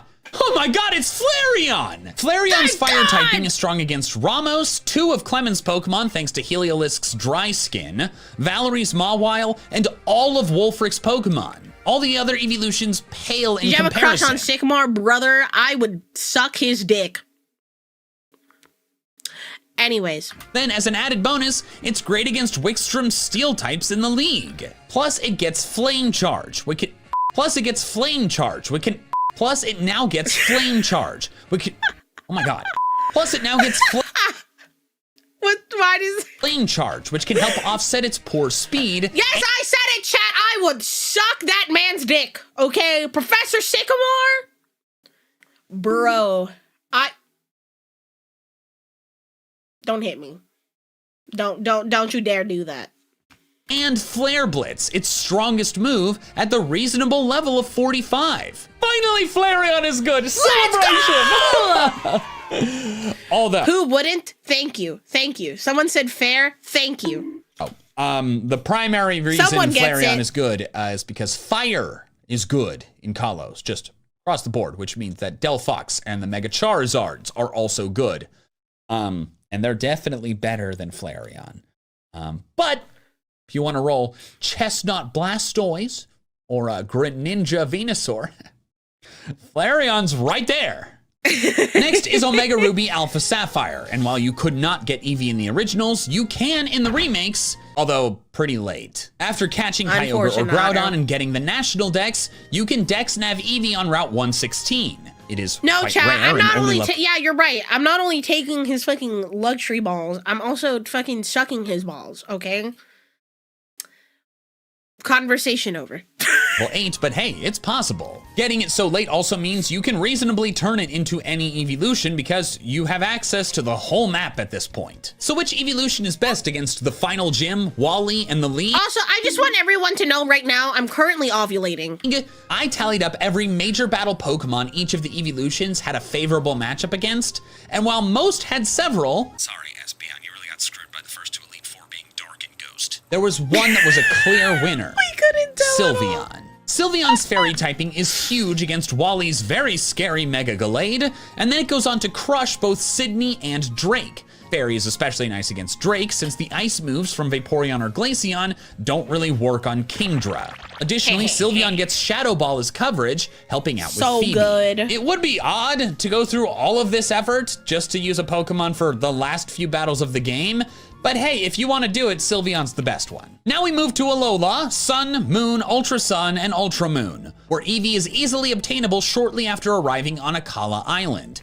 whether in the wild or from a gift egg. Additionally, there's a small chance for a wild Eevee to SOS call in Espeon or Umbreon depending on the time of day, so that's fun. As for the evolution accessibility, it kind of depends on the game. Espeon, Umbreon, and Sylveon are all equal. Nothing is stopping that progression. The Ice Rock is, surprise, late game as hell in Mount Lanakila. It's like They really hate Glaceon. And while the Moss Rock is not as bad, it's not until the Lush Jungle, which is after the now water we need trial. justice for The stones in the Glaceon. Ultra games are easy. Show someone at the nursery your hatched Eevee, and you get to pick one. But in Sun and Moon, the Thunder and Water Stones are after the Fire Trial, and the Fire Stone is after the Grass Trial. There's Pokepelago stone hunting, but you can't go there until you've beaten the Fire Trial. So it's like, it's really weird. In Sun and Moon, they made it so the evolution stones for the evolutions that would be most helpful against that particular trial are not until after that particular trial. Despite the late Water Stone though, Vaporeon still takes the crown here. It misses the Fire Trial, but after that it beats Olivia, both as Kahuna and in the League, and Hapu. But if you factor in its ice coverage and Shadow Ball, it's useful against the Lurantis battle, risky, I know, the Totem Kamo-O, Acerola, and Kahili. The other evolutions don't measure up as well due to having more limited coverage. These matchups are a big reason why I've said that Primarina is the best starter for the Alola games. Water and Fairy just match up so well against the major battles. So good. Hence making Sylveon the second best evolution. So if you decide to pick Primarina, I'd go with Flareon as the third best option. Its That's fire what I typing did. covers the totem bug type Vikavolt. That's actually what I literally did. My Pokemon Moon team had both Primarina and Flareon in it. Along with Guzma. In Ultra Sun and Ultra Moon, my answer is unchanged. Sylveon was second place, but it gets a bit worse due to Hala in the League being replaced with Steel type Mullane. Vaporeon, now available before the Fire Trial thanks to the Nursery Water Stone, adds that battle to its usefulness. Additionally, Vaporeon gets Haze by level up, a move that wipes out all stat boosts. This is useful for totem battles because it wipes out the stat boosts that they start the battle with. Now, this was useful in Sun and Moon already, but it's extra good in Ultra Sun and Moon because of Ultra Necrozma, which starts the battle with an Omni boost. Next is Let's Go Pikachu and Eevee, and we'll start with Eevee. And the best one is the Eevee. The partner Eevee has better stats than a regular Eevee, although not as good as an Eeveelutions. However, it offsets this by learning absolutely broken moves with very silly names. All of them are 90 base power and 100% accurate, but have insane Bouncy Bubble, Buzzy Buzz, Freezy Frost, Glitzy Glow. I must write that as Glizzy. Sappy Seed, Sizzly Slide, Sparkly Swirl. Yeah, I can't imagine being like a trainer and just being like, Eevee, use Sappy Seed. Eevee, use Batty Bad. Who came up with these names? I just want to talk. secondary effects. Buzzy Buzz guarantees paralysis, while Sizzly Slide guarantees a burn. Bouncy Bubble heals, Sappy Seed sets up Leech Seed, Batty Bad and Glitzy Glow set up Reflect and Light Screen respectively, and Sparkly Swirl cures your whole party's status conditions. Then there's VV Volley, a fifth move that does not take up a move slot that boosts power with max friendship, ending up at over 100 power. They are ridiculous. Plus, another big thing here is that you have it the whole playthrough. You can't say that for Eevee in any other game. Like, that's huge. You can use it in every single gym battle. As for Let's Go Pikachu, you'd be using Eevee more traditionally, which means it's a close race between Vaporeon and Jolteon like in previous Kanto games. While there are some differences in level up movesets and TM accessibility, the biggest difference in this game is Lance, who went from having multiple Dragonair to none, meaning his team is now more weak to electric than ice. However, despite that, I'm still giving the win to Vaporeon. Beating the last two gyms is huge, plus the big issue with Jolteon is that it overlaps with the partner Pikachu. As I mentioned, I'm trying to ignore starter choice, but you don't have a starter choice in here. You're starting with the Pikachu no matter what, so there is no scenario where you could use Jolteon without ditching your partner Pikachu. Which, really, you shouldn't do. It's pretty freaking good. Therefore, Vaporeon makes more sense on more teams, and so I think it is just a bit better than Jolteon in a Gen 7 Kanto vacuum. And now we reach Sword and Shield, another new era for evolutions. Leafeon and Glaceon finally evolve with stones. Go! Stones in your bag, to be clear, not the big rocks, not boulders, little rocks, pebbles. Eevee is found on Route 4 before the first gym, and all 5 of the evolution stones are accessible early, either normally or from the digging duo. You can use a fully evolved evolution for every gym battle in the game. It's awesome. So which one's best? Can't forget everyone explode now in TCG. How could you forget everyone explode now? Such a good I mean, I do. Like, I had Not to make really, but it's really funny. a decision, but it was really hard. They're so close. All the evolutions have favorable matchups against 2 to 3 major battles, depending on the version. Except in Sword, Leafeon has 4. Yay! Oh, lovely. Yay for Leafeon! Leafeon beats Nessa, which is big since you fight her twice, along with Gordy if you're playing Sword, and half of Raihan's team. It also gets coverage moves Dig and Iron Tail, which all evolutions get now, but Leafeon is a physical attacker, so it can better use them to be helpful against Rose, Opal, and Bead. Plus, Leech Seed is one of the best support moves in the game, and it gets that really early at level 20. However, in Shield, the Rock Gym is an Ice Gym, so instead my advantage goes to Flareon. It beats Milo immediately, then Melanie and Rose, but again with Iron Tail, it's helpful against all the fairy types, even resisting their attacks because it's a fire type. Leafeon in Sword, Flareon in Shield. Although I will say Vaporeon's a close second for both of them, beating Kabu, Gordy in Sword, and it's by far the best evolution for Raihan's gym battle. In Brilliant Diamond Shining Pearl, the evolution situation is identical to Diamond. Game is fucking booty cheeks.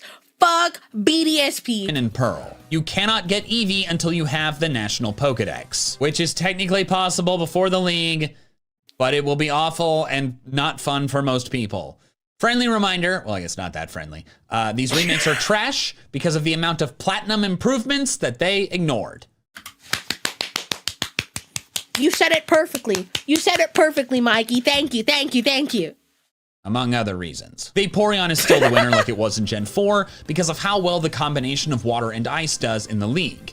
The only place you'd really be able to use it. Legends Arceus is next, where Eevee is found early and the stones are found in ore deposits or space-time distortions wherever. You can also just catch Eevee. Space-time distortions are so fucking scary. Every single time we went in there, I was like, I'm fighting for my life. Oh, hi, Nori. Guys, Nori's here. Hi, I didn't even know you were here, honey. You want to say hi to my stream? You guys can't see him, but he's sitting on my lap now. You want to say hi? He's just staring at me like, Mother, what are you doing? Evolutions straight up in those distortions. As for the best evolution, I feel like the answer doesn't really matter that much. Legends isn't a game where you're participating in major traditional battles. The biggest boss fights are the Pokemon fighting you. But I suppose I can give the win to Vaporeon, since 3 of the 5 noble boss Pokemon are weak to water. Although I should mention, weirdly, the best special water move that Vaporeon gets is Water Pulse. I don't know why they did that. Finally, Scarlet and Violet. Eevee is once again catchable before the first badge, either near Cortando or as a fixed encounter in South Province Area 5. And you can get the stones wherever because, well, it's an open world game. Even if the stone is far, like the ice stone, like being on Glaciato Mountain somewhere, like, just go get it.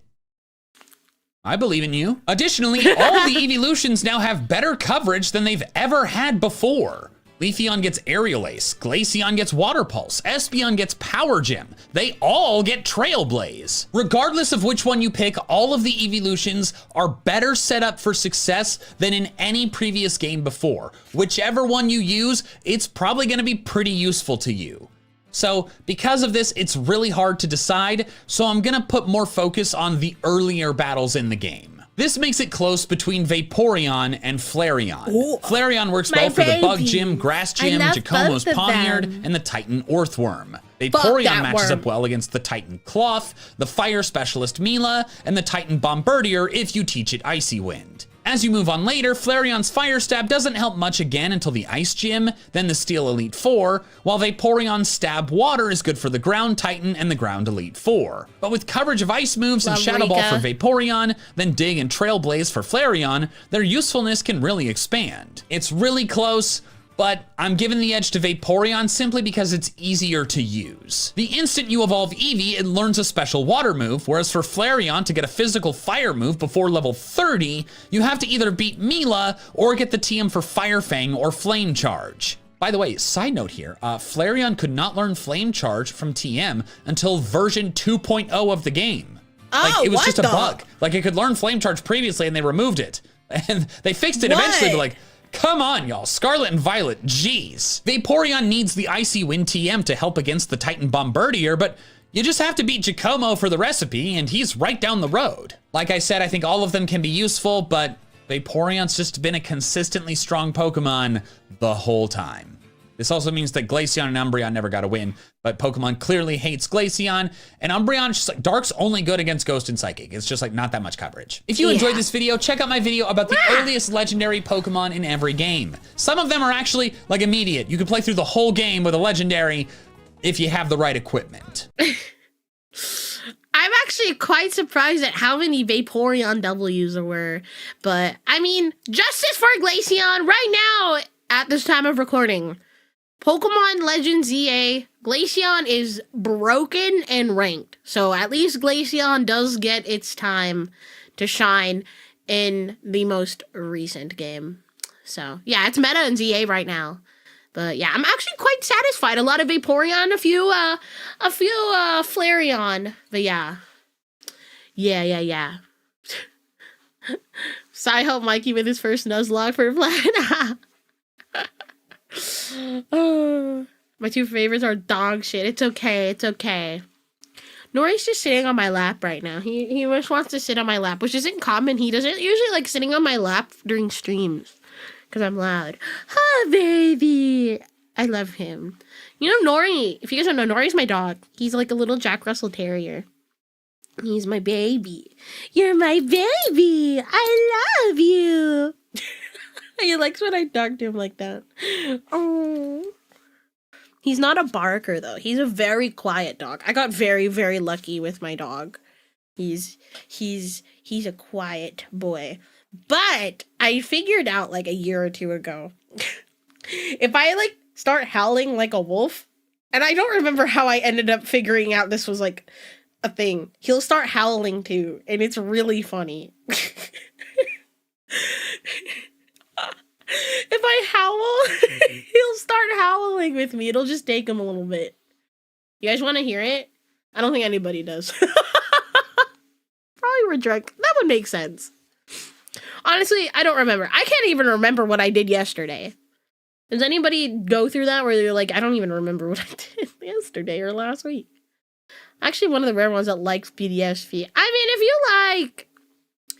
you like the game, you can like the game. I'm just mad that they didn't improve on it like Platinum did. That's my like biggest gripe with the game.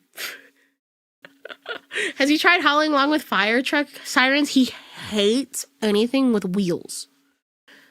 I walk him, right? Oh, wait, hold up. I can't say that word. Okay, you didn't hear that, honey. You didn't hear that. He's looking at me like, Mom, did you say the W word? He hates skateboards. He hates bikes. He hates cars. He'll like try to bark and run at it.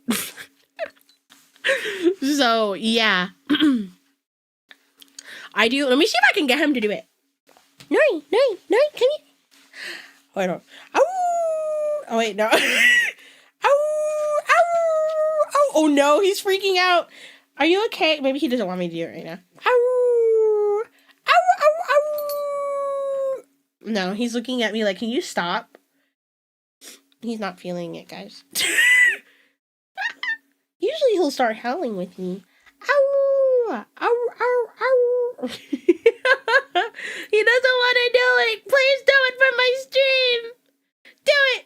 Ow, ow, ow, ow, ow, ow, ow, ow. He's like, Mom, please stop. Oh, he's shaking his tail now. Oh. Ow. Oh, he's yawning. Are you tired? Oh, I think he's tired. He's yawning. He's just sitting on my lap now. Oh, okay. Honey, what if I told you I needed to pee? Honey, I need to pee. I need to pee. My pupper's head flew up. Me about to activate all the dogs. The shipwreck's dogs. Ow, ow, ow, ow, ow, ow, ow, ow, ow, ow. He got up. Wait, are you gonna do it? Ow, ow, ow, ow, ow. He doesn't want to. You don't want to. I think he knows I'm streaming. He's like, no, Mom, I'm not doing it while you're streaming. Okay, chat, I really need to pee. When I get back, we're going to watch If Every Gym Leader Had Two Types. But we're going to do that once I am done pissing. So, you guys know the drill. You guys know the drill. Ba-da-da. Give me like 5 minutes, okay? Ba-na-na-na-na-na-na.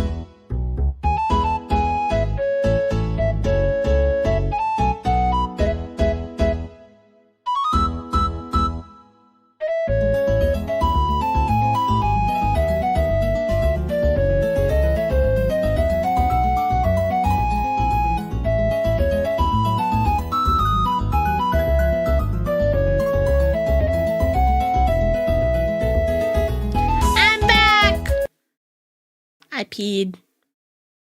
It's time. Thank God! No big ladder. Just a baby ladder. All right. Let's see. Let's see. I did wash my hands. By the way, if you're on YouTube, if you guys, all my YouTube watchers, if you could do me a favor, can you guys make sure to like the stream on YouTube? That'll help me out a lot. Please, please, please, like the stream on YouTube. Like the stream. Anyways, we'll move on. We need a ferret emote for chat. That would be fun. That would be fun. I actually don't even know how many emote slots. I actually haven't checked. Because I have to hit a certain amount of memberships in order to, like, get, like, a certain amount of emotes. So I need to check. I need to go do that. Next video, we have, if every gym leader had 2 types. I don't think there has been a gym leader that has, like, specialized in 2 types. We've definitely had gym leaders with Pokemon that had 2 types, but it would be kind of interesting to hear, like, oh, yeah, so this gym leader is a ghost and water type. You know what I mean? Those would be super fun. Anyways, if every gym leader had 2 types by MandJTV. Elite Four seem to specialize in 2 types instead of 1. Ice Trainer Lorelei has just as many water types as ice types. Fighting Trainer Bruno has 2 Onyx. Agatha claims to be a ghost expert, but her whole team is poison type. And finally, Lance is the Dragon Master, but over half his team is flying type. As champion in the Johto games, they're all flying types. But what if this privilege was extended to gym leaders? What types would they add, and how would their teams change? In this video, I answer those questions for every single one. Brock immediately works as a ground specialist in addition to Rock, but to keep his team from boringly remaining identical, let's add on a Sandshrew, since his only gym trainer already uses one. You know what? In fact, for every gym leader that has less than 5 Pokemon, I'll toss on an extra just because it'd be fun. Also, yes, the ground specialty does overlap with Giovanni in the same region, and we're all gonna be okay with that and any future overlaps because they are impossible to avoid. Misty's ace is Starmie, so she works well as a dual water psychic specialist. She drops Staryu and replaces it with Slowpoke, then finally adds on Psyduck. She uses it in Let's Go, and while it's not a psychic type, it kinda should have been. Psy is in its name. Lieutenant Surge doesn't have a single dual-typed Pokemon to look at, except Magnemite in Let's Go, but I'm not giving him Steel. Like, Magnemite and Magneton are the only Steel types in the Kanto decks. So I instead propose fighting. Surge is big, buff, and fought in a war. We ditch Pikachu since he's keeping Raichu, then we tack on Mankey and Machoke. Machoke is the strongest fighting type I feel comfortable adding. Erica has 2 grass poison types in all of her Kanto game appearances, so it would be logical to make her a grass poison specialist. I would add on Ivysaur, but that's probably not allowed since no other Kanto— Oh, I got one already. It's okay. I got one. Keep it for yourself. Enjoy your shiny Froakie. Also, thank you, Big All Hitman, for the follow. Welcome in. Leaders use starters, so we'll instead tack on Arbok. Snakes can help control pests in your garden. So I didn't just pull this out of nowhere, like it makes some amount of sense. If this is a Kanto game, Koga is the next gym leader, and he would absolutely add on Bug. While he uses no bug types in Gens 1 and 3, he has Venomoth in Let's Go, and then as an Elite Four member in the Johto games, he has 3 different bug types. For his Kanto gym leader team, I'd like to see him roll with Weezing, Muck, Beedrill, Ace, Venomoth, and Pinsir. But if this is a Johto game, then Janine is the Fuchsia City gym leader, and honestly, she's already set for being another poison bug specialist like her dad. 3/5 of her team is already bug type, so there's really not anything I have to do, but I would ditch one Ariados. Paladin Justice, thank you so much for the 2 gifted. Thank you, thank you. Or a Pinsir. I feel like Pinsir deserves some gym leader love. It's like the only Kanto bug line that no gym leader has ever used. I really hope that's true. And now I feel like I have to Google it. Okay, Bugsy uses one on his Heart Gold Soul Silver rematch team, but like, it's a rematch. I'm talking about like the first battle. Yeah. Sabrina is a psychic specialist, but she would add on Fairy. This may at first sound odd due to how spooky she is, but like, I don't really want to give her Dark and Ghost because like there's so little options, if any. And I actually think Fairy pairs Fairy well, does make since sense. not only does it work with her Mr. Mime, but also after being defeated in the Johto games, she says the ability to love, I think, is some kind of psychic ability. Yeah, that's definitely Fairy. Love, nice things, that's Fairy. Her new team is her Ace Alakazam and of course Mr. Mime, then Slowbro and Jinx from her Let's Go team, then lastly Clefable. Blaine is up next, and like Lieutenant Surge, has no dual-type Pokemon in the Kanto games. Unfortunate. And I want to give him Electric. What? Not only does it pair well with his scientist background, but also I can give him the fun pair of Electabuzz and Magmar. He'd also have Magneton, then his classic Rapidash and Ace Arcanine. If Giovanni is still a Kanto leader, he is 100% a ground normal specialist. The dude uses Kangaskhan and Persian so many times, and frankly, it's a little weird they don't end up in his final battle. So his gym team would be the two I just mentioned, plus Nidoqueen, Nidoking, and Rhydon. And then we skip over Blue, because we can't give him 2 types, he already has way more than that. Faulkner is clearly a flying normal specialist, using only Pidgey and Pidgeotto. First off, I'm ditching that Pidgey, since Hoot Hoot would make so much more sense, and his extra Pokemon is Spearow. Now his entire team is normal flying, but it's 3 different evolutionary lines. Bugsy's team is Scyther, Metapod, and Kakuna, and while that's only 1 flying type, Metapod eventually becomes one, so he's gonna tack on flying type. Scyther and Metapod stay, then Ladybug replaces Kakuna, and then we add on Yanma. Johto gym leaders should have used more Johto Pokemon.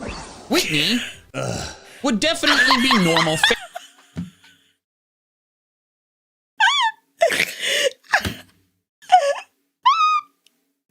He started a little there. That reaction is so real. I love it. Let's play it again. Used more Johto Pokemon. Whitney would definitely. It's so funny. So funny. Definitely be normal Fairy, since in modern mechanics, half of her 2 Pokemon team is Fairy already. And she's pink. And her whole gym is a Clefairy. I feel strongly that if Fairy had existed when she was introduced, she would have been a Fairy specialist. In addition to Clefairy and Miltank, I would give her Jigglypuff, a normal Fairy type. Not giving her anything stronger than that, because frankly, the Miltank is enough. Morty is frankly super lame.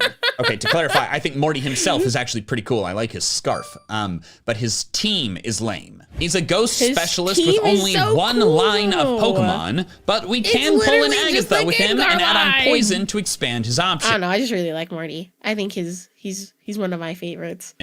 Gengar obviously stays as his she's ace, just a quirky little girl. What would your gym typing be, Sai? Water Fairy. Something he should have had the whole time. Water Fairy. Then finally, lore-wise, because I am technically also the god of earthquakes. Okay, a lot of people seem to forget that I'm also the god of earthquakes. Water ground. But if I had the choice, I would love to be Water Fairy. Coughing and Golbat, since they're found in the burned tower which he frequents. Is this way too close to Agatha's team? Absolutely yes. But it's not my fault. It's the developers for not adding more freaking ghost types. Chuck would add on water, since his ace is Poliwrath and he lives in a coastal town. You even find him under a waterfall. Poliwrath stays, then Primeape gets swapped out for Hitmontop, so he has at least 1 Johto Pokemon. Then finally, I'd add Kingler, a physical attacking water type. Jasmine has always disappointed me for having Steelix, super cool, but then 2 measly Magnemites, when there were multiple cool Gen 2 Steel types she could have used instead. So I'm gonna fix that problem and also make her a ground specialist, because Steelix is a ground type. 1 Magnemite can stay, but the other is replaced by Phanpy, which is close in stat total. Finally, we add Skarmory, a Pokemon I think she should have had this whole time. Maybe if she had used Skarmory, then fewer people would think that Skarmory is a Gen 3 Pokemon.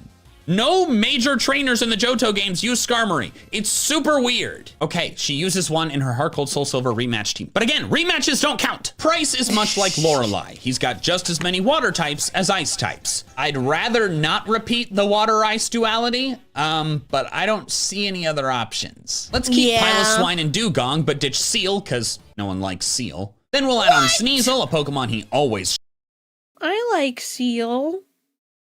I like him. Seal's just a little dude. Should have had, and Shelder, since it turns into Ice-type Cloyster, and he had some Shelders in the anime. Finally for Johto is Claire, who is already a Dragon Water Specialist. We At love least her. in Heart Gold and Soul Silver, 2 of her 4 Pokemon are Water type. Now this does mean that Chuck, Price, and Claire would all have Water as their second type, but like, it's just what works the best. It's the best fit for Chuck. There's so many water ice types, and like, the non-dragons that they use are always Gyarados, and then Kingdra's a water type. Be nice to me. Claire's 5th Pokemon would be Seadra, the devolved form of her ace, which is common for gym leaders to use. All right, now we're going to Hoenn, and this is a good time to mention this, that whenever I'm picking teams for these regions' gym leaders, I'm picking from the most expanded version of their regional decks. Okay. So for the Hoenn gym leaders, I'm picking from the Oris Hoenn decks. Roxanne would add Steel to her rock specialty. It pairs nicely with Probopass once her Nosepass fully evolves, and it lets her use Aron alongside Nosepass and Geodude. Side note, I know I said I'd add 1 Pokemon if they use less than 5, and she uses 4 in Emerald,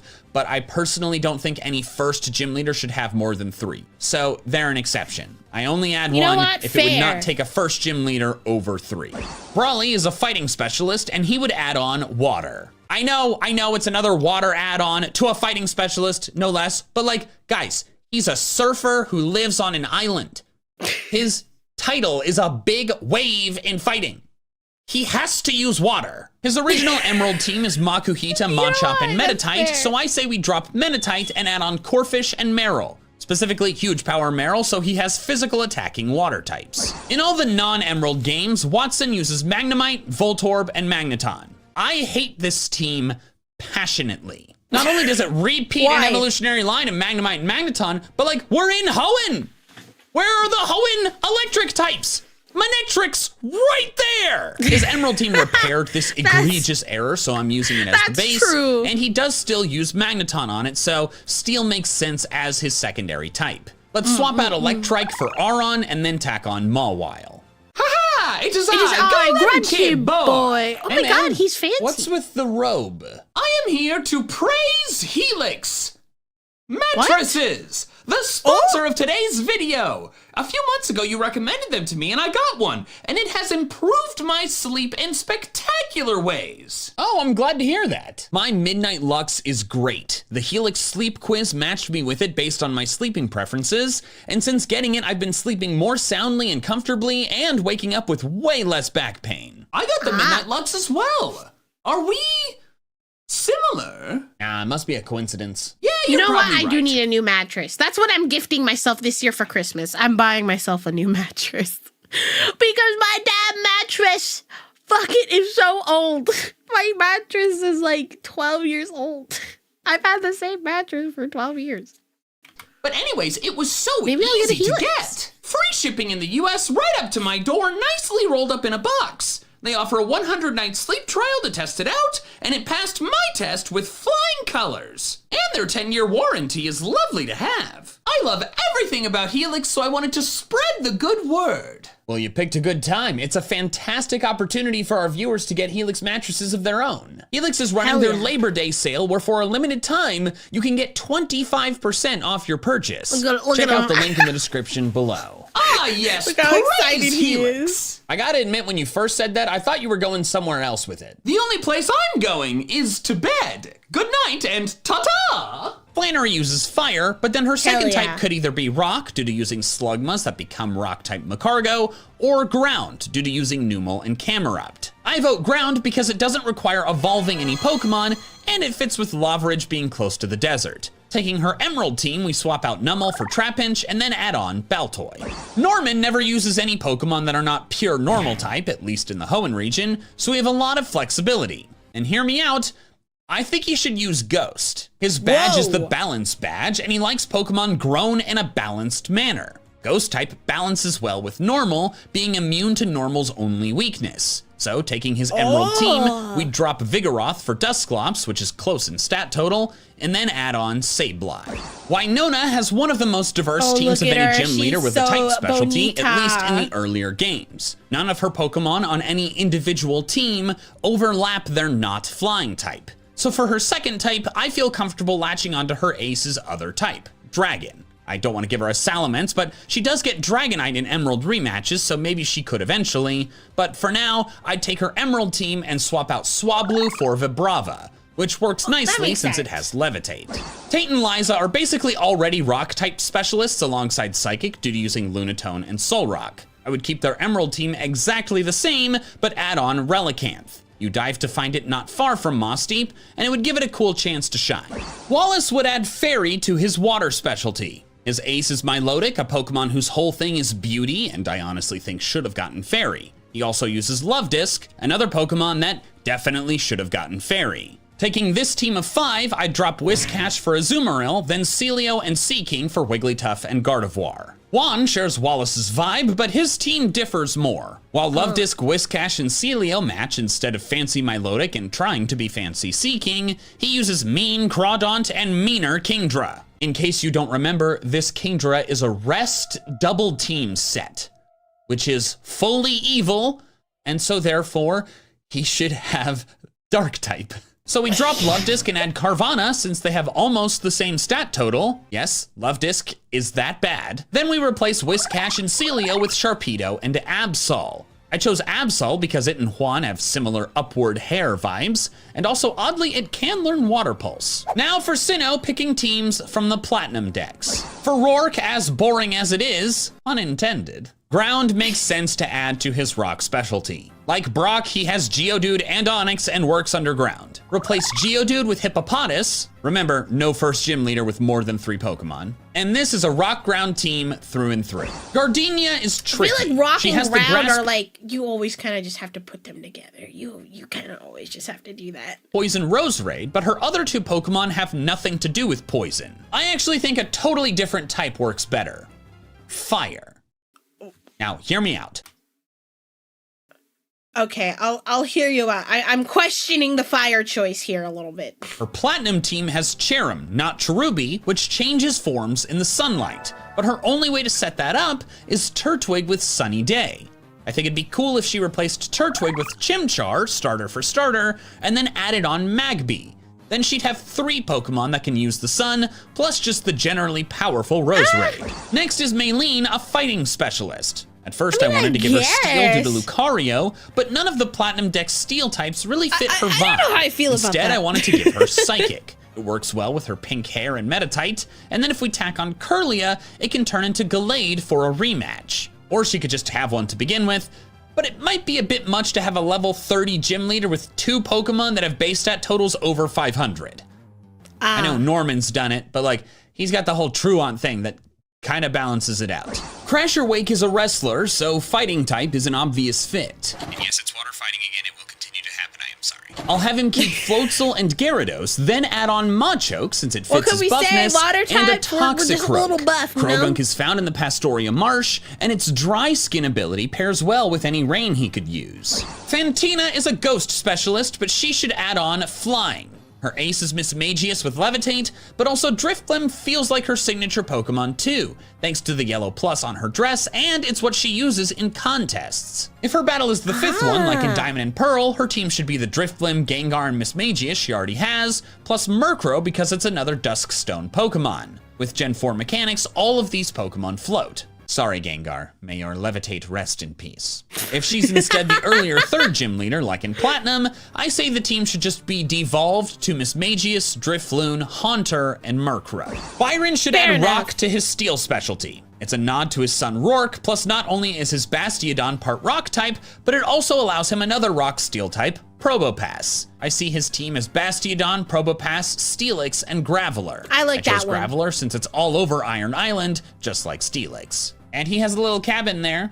A little cabin that's empty. I'm pretty sure that's his. Candace is tough, since on her Platinum team, every Pokemon has a different secondary type. However, in Diamond and Pearl, she randomly uses Medicham. Okay, not randomly, she had to, because the only fully evolved ice types in the Sinnoh decks were Abomasnow and Weavile. As a reminder, Diamond and Pearl are bad games. Platinum is an excellent game, but I will never forgive Diamond and Pearl for its terrible regional decks. But in addition to the Medicham, Maylene goes to visit Candace in Snowpoint, with Candace expressing interest in the fighting type.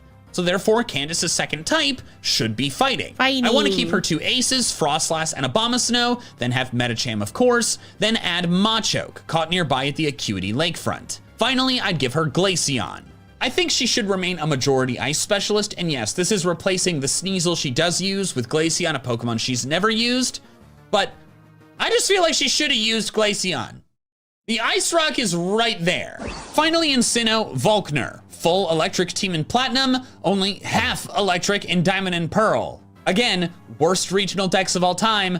The only options are Luxray, Raichu, and Pachirisu. They didn't even give him the Pachirisu. So we can look at this Octillery and Ambipom to pick his second type, and from those two, I lean more toward water. He lives somewhere coastal, and he could run a sweet rain team with 100% accurate Thunders. So he keeps Electivire and Luxray, his 2 aces, plus Octillery. I'd love to give him Lantern, but it's not in the Sinnoh decks, so let's toss on Rotom Wash. Criminal! I know Rotom Wash is weird. In Gen 4, it was Electric Ghost, and Rotom itself was super rare and like basically considered like a legendary, but let's look at this with modern mechanics. Not only is Rotom Wash an electric water type, but also Rotom is everywhere. It's in our freaking phones now. Volkner can have one. Finally, I'd give him Pelipper since Wingull is all over the place nearby, but also in modern games, it can have Drizzle, which will be very helpful for his Rain Thunder strategy that I'm giving him. Now for Unova, using the Black 2, White 2 Unova decks. The triplets all have Lillipup plus their monkey, effectively making them half element, half normal specialists. Toss on a Patrat and call it a day. I've always been kind of torn between thinking the Striaton Gym concept, you know, where they use the type that's strong against your starter, is like cool, but also like super lame. Like, I don't like that they use a Lillipup instead of like another Pokemon of their type specialty. Especially since in the immediate next gym, Lenora uses Herdier. You fight the Lillipup line 2 gyms in a row. Charon, the normal gym leader in Black 2 and White 2, should add Dark as his specialty so he can add Purloin to his Patrat and Lillipup. I chose this because it's the first Pokemon he catches as your rival in Black and White. Lenora is a normal specialist, but she should also be a rock specialist. She runs the NathQueen Museum, which not only has fossils, but it's where fossils can be revived. She should keep her Watchog, but then I think it'd be fun if instead of Herdier, she has Arkin and Tortuga, the Unova fossil Pokemon. Roxy's focus is poison, but her ace is Whirlipede, so cool. Bug is an easy add here. Conveniently, the Black 2 White 2 decks has Skorupi, giving her another bug poison type that would not be a bug type if she was fought later. Berg loves bugs, and thanks to Leavanny, his second specialty should be grass. There are some other good reasons grass works well for him though. He often travels to Nacrene City to help with Artist Block, and therefore must pass through Pinwheel Forest, where he could catch a Pansage, whose dex entries say it can help relieve stress. Castelia City is also near the desert, where he could get Maractus, which shakes its maraca-like hands to scare off bird Pokemon, which both bug and grass Pokemon would appreciate. Plus, Maractus needs some kind of love. It is so forgettable. Is a cool Pokemon. I'd set his final team as Leavanny, Dwebble, Pansage, and Maractus. I see no reason to keep Whirlipede when it's Roxy's ace. Elisa is an electric specialist, but her Black and White team has 2 Emolga, clearly indicating a fondness for flying types, which also makes sense considering her friendship with Skyla. Her team would be Zebstrika, and then, while I normally don't like this, I say she keeps the 2 Emolgas. And then instead of Flaffy, she uses Electric. She uses Tynamo in the anime, and Electric's Levitate makes it so 3/4 of her team are electric types that are immune to ground. And I think that's pretty cool and fun. Clay is a ground leader, and Steel is the obvious second type for him. He already has Ground Steel Excadrill, then in Black 2 White 2's challenge mode, he has Onyx, which can simply be evolved into Steelix. For his last 2 Pokemon, I think he should keep Krokorok, and then add on Clink, since it doesn't evolve until level 38, so it can't be a Clang. I think this line works well regardless though, since not only do gears fit with his industrial equipment stuff, but also he lives close to Chargestone Cave. Skyla is the pilot flying specialist, but like Winona, her Pokemon have a wide variety of secondary types. However, her Black 2 White 2 challenge mode team has her use both Swoobat and Sigilif, and that's enough for me to give her Psychic. Swanna, Sigilif, Swoobat, and finally Beheeyem, since it's a very forgotten Unova Pokemon, and LGM is found in the Celestial Tower close by. Bryson only has 3 pure ice types, which is inconvenient. However, have you ever seen how he handles Team Plasma in Pokemon Generations? He straight up knocks that dude. He doesn't even need a Pokemon to do it. Pokemon Generations is so good, chat. I fucking love Pokemon Generations. I forgot. Look at him. Let's watch again. Let's watch again. The man up knocks that dude. He He doesn't even need a Pokemon to do it. Give the Oh my god. man fighting type. Oh, and also all of his gym trainers are black belts and battle girls. Bryson keeps Makes his sense. Ace Beartic plus Cryogonal, but will round out his team with Sock and Lucario. Sure, he uses Scrafty and Heracross at points while acting, but he's playing a character there. Sock and Lucario work perfectly because they maintain the most important theme of his team. They're blue. Drayden uses only pure dragon types in black and white, but adds in Good Flygon and observation. Altaria for black 2 white 2's challenge mode. This kind of makes things a bit tricky, but we can get help from Iris. While champion in the sequels, she and Drayden are counterparts in black and white and have the same team. So we could just pick a team for Iris and then just make that Drayden's too. This is Iris's champion team, and only one type appears more than once other than dragon, rock, because of Aggron and Archeops. So let's make Drayden and Iris dragon rock leaders with Druddigan, Aggron, Archeops, and Haxorus. This works nicely since Druddigan has a head as hard as rock too. Finally for Unova is Marlin, water specialist and fantastic swimmer. I like giving athletes the fighting type, since many existing fighting specialists are athletes and not just martial arts, with Brawly being a surfer and Karina a skater. I'd love to give him Poliwrath, but it's not in the dex, and I would also give him Keldeo if it wasn't mythical. So instead, his team would be Jellicent, Caracosta, Lucario, and Sock. Yes, those are the same ones I just gave to Bryson. Yeah, I was about to be like, Bryson? But Bryson Hello? and Marlin are never gym leaders at the same time, and also Marlin needs these specific fighting types because they're blue. We now move on to Kalos, starting with Viola. You know, I love that he's just like, we have to keep it on theme color-wise. Color palette theme we must follow, we must. Bug specialist. While her gym team is Surskit and Vivian, the Surskit has evolved into Masquerain in the Battle Chateau. Clearly, she should also be a flying specialist, so tack on Butterfree since Caterpie is found in Santoline Forest, and you're good to go. Grant is the rock gym leader and has Amara and Tyrant, the 2 Kalos fossils. If Fossil was a type, that'd be his second specialty, but I guess Fossil is already a type, and it's rock. I think the simplest thing to do is pick Ice or Dragon, and I pick Dragon, simply because Axew can be found in Connecting Cave, which is attached to Sillage City. So his team is Axew, Amara, and Tyrant. Karina is in a weird spot. She's a roller skating fighting specialist whose ace is Halucha for the gym battle, but Mega Lucario elsewhere. Between flying and steel though, I think steel is a better secondary type since steel is the armor type, and she's wearing a helmet. So her team would be Halucha, Lucario, Machoke, and Pawniard. And Pawniard's there because it's wearing a helmet. Next is Ramos, and this may be controversial. But in addition to his grass typing, I propose steel. I know I just did that for Karina, but look at those freaking scissors. Goodness. I'd have his team be Go-Goat, Jumpluff, Ferrothorn, and Doublade. Doublade gives him another set of scissors. Ferrothorn, I can get past that. As would Scizor, but like, Doublade's a Kalos Pokemon, so which Kalos gym leader is your favorite? Valerie. A home region Pokemon on a gym team when you can.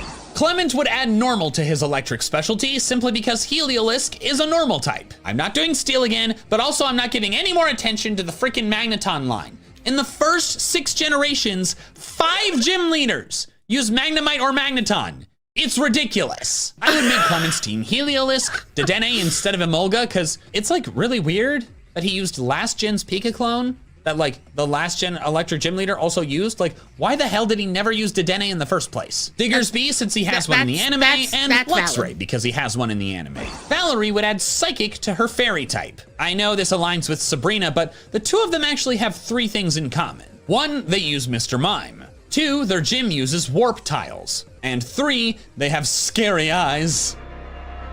Valerie's team would be a Sylveon, Mr. Mime, Gardevoir, and Espeon, because 2 evolutions would be fun. Olympia is a psychic specialist herself, but one heavily focused on space. I've said it before, and I'll say it again. I do think that X and Y's gym leaders designs are peak. They're so good. Like, I think out of all of the regions, like, Kalos may not be my favorite, but The gym leader design for the Kalos gym leaders are always just chef's kiss. So good. Thus, it makes sense for her to add rock type so she can use Soul Rock and Lunatone like Tate and Liza do. They're also space related. They live near the Moss Deep Space Center. But like Olympia is space. That would make Olympia's team Ace Meowstic, Soul Rock, Lunatone, and Nosepass, since it deals with magnetic fields, which are a part of space, kind of. Finally for Kalos, Wolfric would be ice plus grass. He already has Abomasnow, which should have been Mega. I will die on this hill, but he also spends time in the Winding Woods and Pokemon Village, lush and verdant places. So his team would be Abomasnow, that again should be Mega, Avalugg, Cryogonal, and Amoonguss, since it's found in both the Winding Woods and Pokemon Village. Next are the Kahunas from Alola, which are not technically gym leaders, but function like them in the Alola game's progression. And also you all voted that I should include them, which to be honest, I do not appreciate because they are tricky. For all their grand trial battles in all of the Alola versions, they either have teams with no secondary types at all, or teams without any repeating secondary types. Their aces are all single-typed Pokemon too, at least before the Pokemon League. It's great modern game design giving us more team variety, but bad for this video. I was frankly at a total loss for a while on this, but then I remembered something. The Island Guardians. Kahunas have close relationships with the Island Guardians. They are chosen by the Tapus and tend to their temples, so their connection with the Guardians is very strong. So I think it'd be pretty cool if the Kahuna's second type specialty is the non-fairy type of their Island Guardian. So for Hala, he would add Electric because of Tapu Koko. His team would be Ace Crabrawler, Makuhita, Elekid since it becomes Electivire, which I feel could work as an electric fighting type, and Pikachu as a nod to his grandson Hao. Because of Tapu Lele, Olivia would add Psychic to her rock specialty. Yes, this is the third rock psychic combo in this video, but I really like this Island Guardian theme, and so I am committing to it. And at least I can't give her Soul Rock and Lunatone since they're not in the game.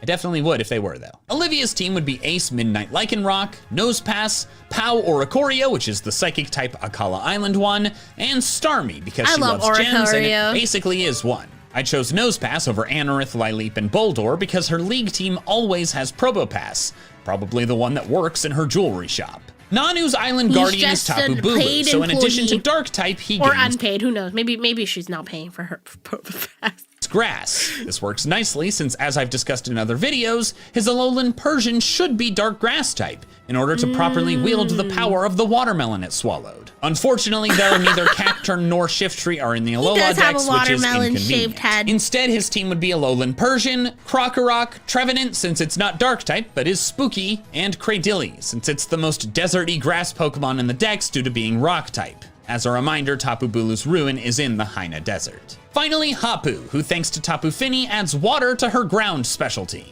This works the best of all four because she already has a water ground type. Her team is Ace Mudsdale, Gastrodon, Whiscash, Flygon, and Wailord. Wailmer's the most common Pokemon at Ponybreaker Coast where Tapu Fini's ruins no big deal. Next up are the Galar gym leaders, and for their teams I'm only picking from the base game Galar decks, not any of the DLC stuff, because I want their teams to make sense for a first playthrough without having to buy the DLC. Milo should super obviously be grass and normal. Wooloo are everywhere around him. His gym challenge is herding Wooloo, and they are not grass type. Tack on a Wooloo to his team and we're done. Nessa's ace is Dreadnought, so I think a simple rock addition to her water specialty works nicely. Her gym team would drop Goldeen for Binacle, another nice water rock type, then add Roggenrola. Kabu is the fire specialist, but with the unique ace of Centiskorch, Bug works as a second type. Sadly, Larvesta and Volcarona are only in the DLC dexes, so I can't give him those. His gym team would be the same three, but I'd add on Ninjask since he's from Hoenn, so I think he should have a Hoenn bug type.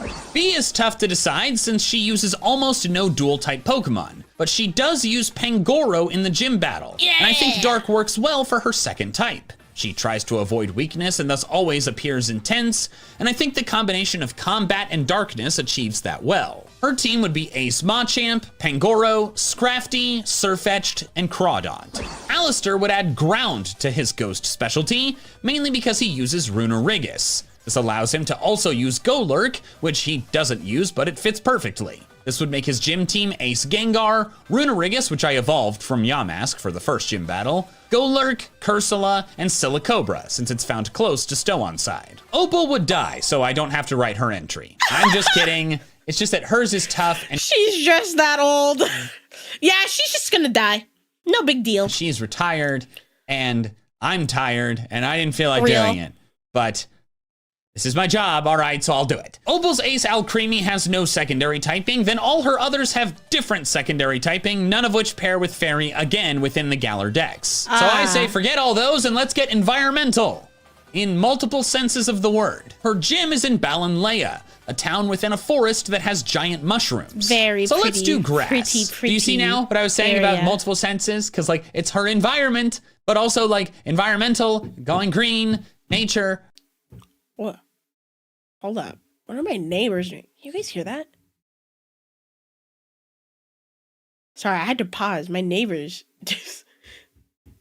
What are they doing?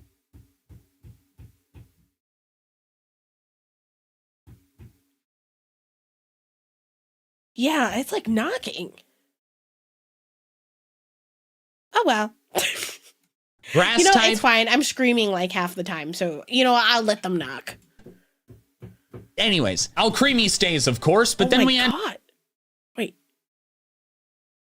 Did it stop? Sorry, I had to pause. I was like... Interesting. Shiinotic and Trevenant from Glimwood Tangle. Finally, I'd keep her Galarian Weezing, then add Whimsicott, another grass fairy type. Bede is easy. He would be fairy and psychic because he basically already is. He was a full psychic specialist before Opal recruited him, and his final main story team has 3 psychic fairy types. To make it more official, I'd add on Gothitelle, the fully evolved version of one of the pure psychic types he used before becoming gym leader. Gordy and Melanie are mother and son, but they have a strained relationship due to Gordy's choice.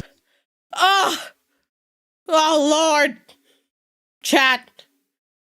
Raise your hand if you'd put your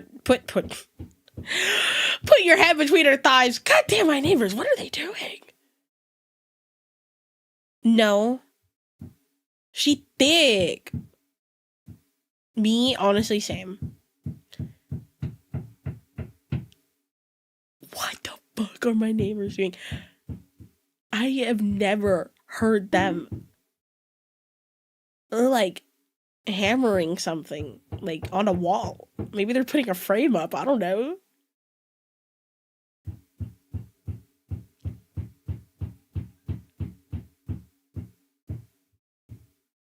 You guys can hear that, right? It looks like my mic's picking it up. Huh. No, I can't. I can?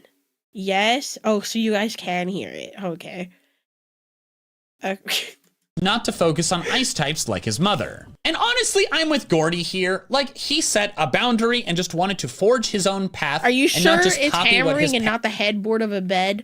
You know, my neighbors are lovely middle-aged Filipinos with no kids, and like the sister of the wife lives there. And I've never heard anything freaky like that before, but I never know. Your neighbors are training their mouseholder feelings.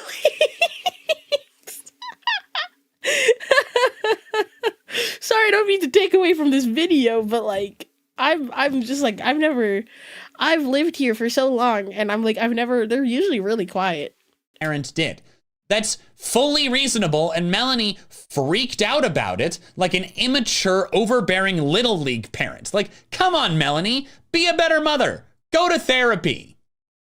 But anyways, back to their beef. Yeah. Interestingly, both of their aces have a secondary type that is super effective against the other's main specialty. I'd like to expand on that, which maybe is making the relationship worse, but like, none of this is real. So Gordy would be dual focus on rock and fire. His Colossal remains his ace, plus Stonejourner, Shuckle, Torkoal, and Heatmore. Sadly, Macargo is not available.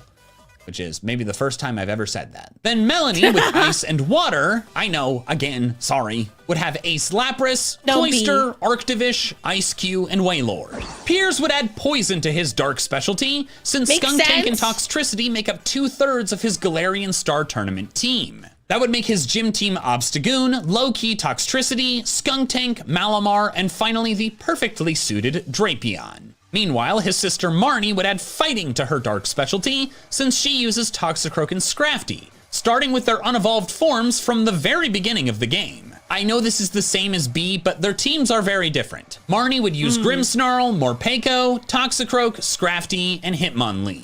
Raihan's gym team has just as many ground types as dragon types, so that's a clear choice for him. His team would be Duraludon, Flygon, Sandaconda, Hakamo-O, since with its hidden ability Overcoat, it can be immune to Sandstorm damage, and finally Steelix, since of the remaining ground types in the dex, it's the most dragon-like because of its serpentine shape, like Sandaconda. And I'm not doing the minor league gym leaders or the characters who used to be gym leaders, but you fight them when they're not gym leaders anymore.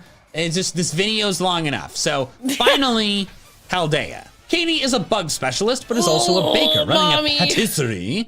And since dessert is often associated with the fairy type, I think that suits her. Unfortunately though, since I'm not using the DLC dexes, that means no Cutie Fly or Milcery. I say we drop Nimble, then replace it with Fido. I know this means her team only has one bug type, but due to terastallization, Teddiursa counts as a bug here. For all the Paldea leaders, I'm not gonna really focus on the original typing of their ace Pokemon, just their Terra type, because that's what they effectively are in the battle. Brassius would definitely add Normal to his grass specialty. He already uses Grass Normal Smoliv, so if you add on Shroodle, that completes things nicely. I chose Shroodle because it eventually becomes the painting Grafaiai, and Shroodle even dabbles in painting itself, and Brassius is an artist. He's just an Iono artist. focuses on electric types, but I would add on Iono, Poison. my beloved. She doesn't use any poison types, but she's a streamer, so she's toxic.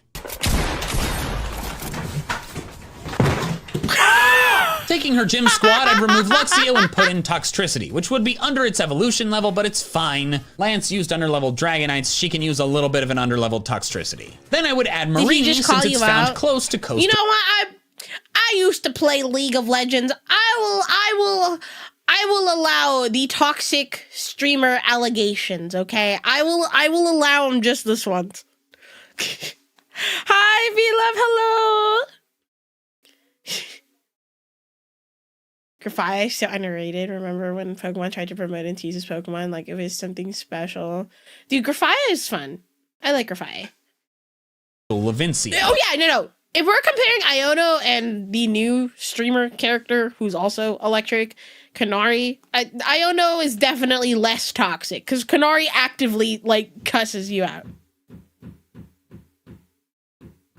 What the fuck are my neighbors doing?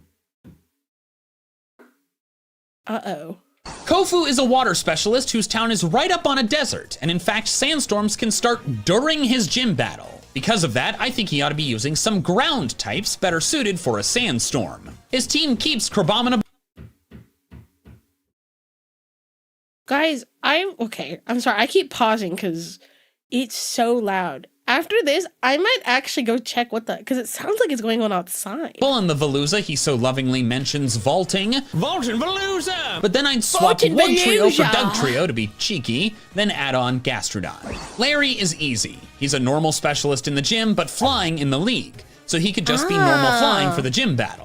If we take his gym team, then replace Kamala with Braviary since he uses it in another battle, we just add on Flamigo, his ace in the league. Ryan uses ghost types, and while normal would make sense since normal is often associated with sound, and she's a rapper, there are very few normal types with a sound focus like Exploud or Audino in the Paldea dex. The only one I found was Squawkabilly, and I'd want at least two, and also like, Squawkabilly is just, seems annoying. Like, I feel like she'd definitely just be annoyed by Squawkabilly. Instead, I say we give her ice, since her town is surrounded by it. Drop Makes Annette from sense. her gym team and replace it with Frostlass, then add on Cryogonal, which is not a ghost type, but it kind of reminds me of one. Tulip is a psychic specialist that uses fairy type Gardevoir and a Florges that turns psychic type. So yes, this is another psychic fairy person, but like they have a lot of overlap, okay? And also it just really fits her. She's a famous makeup artist and fairy She is is heavily very associated beautiful. with beauty. I would take her team and just add on Sylveon since it's a refined fairy type, not a menace like Tinkaton. Finally, Grusha, the ice specialist. I would give him fighting since, as I mentioned, fighting suits athletes and he's a former pro snowboarder. For his gym team, I would replace Beartic with Crobominable, then add Metacham, since not only is it a nod to an ice leader of the past in Candace, but also I think it'd be a really good snowboarder with that balance. It's always on one leg. Very impressive. So that was every gym leader with 2 types, but what if every Pokemon had 2 types? Click or tap here to check out my video where I give a second type to every Pokemon that only has 1. You know, some of those were questionable. Like, I don't think I agree with the Gardenia and the fire. Like, I see the vision. I don't agree with it. I don't know. I'm not huge on that, but most of them are pretty good. Some of them just were pretty much the same, but they make sense. They make sense. You know, you see kind of a lot of repeated archetypes in Pokemon. So, yeah. Tinkaton is a menace. Tinkaton's my favorite Pokemon from Paldea, and just like one of my favorite Pokemon in general. I love Tinkaton. Fuck.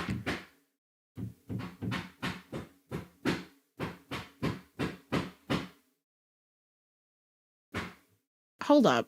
What the fuck?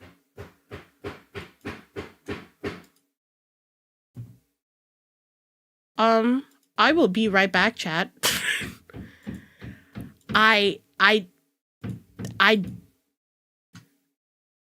What the fuck is going on? I will be right back. I'm gonna go check because now it sounds like it's getting louder. Anyways, I'll BRB. What the fuck is going on? What is happening?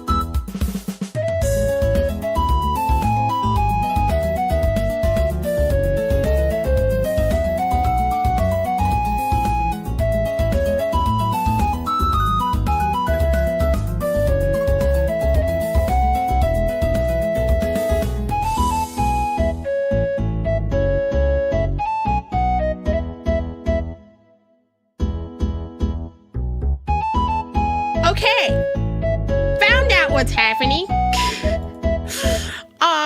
Now I'm sitting here like I don't even think I can continue stream. So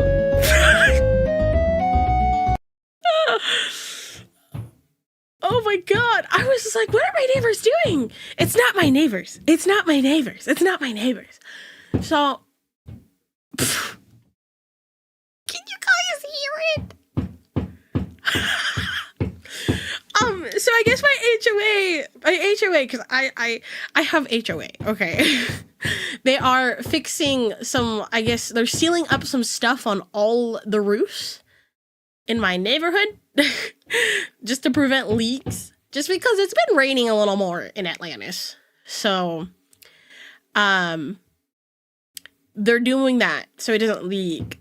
And I was just like, so did someone send you? They're like, yeah, the HOA head sent us. So I was just like, okay, that's fine. So they're currently working on my roof. I didn't know. I was not notified. Maybe it's because I haven't checked my mail in the last few days. They didn't ask first. No, because HOA gets to do whatever the heck they want. And I technically don't own. I rent. So they can do whatever they want. Oh, yeah. I don't think we should keep reacting if it's gonna be like this. I asked how long they were gonna be doing this, and they're gonna go for like the next hour. So yeah, I was just like, what? Yeah, it's basically construction. But I was just like, can I know who sent you? And then they were like, yeah, you can contact this person. I'm like, okay, I know them. Sounds like BS. No, yeah, there's like a group of people just working on the roofs. Oh man, that sucks. That yeah, we could, God, I'm actually kind of mad, but it is what it is.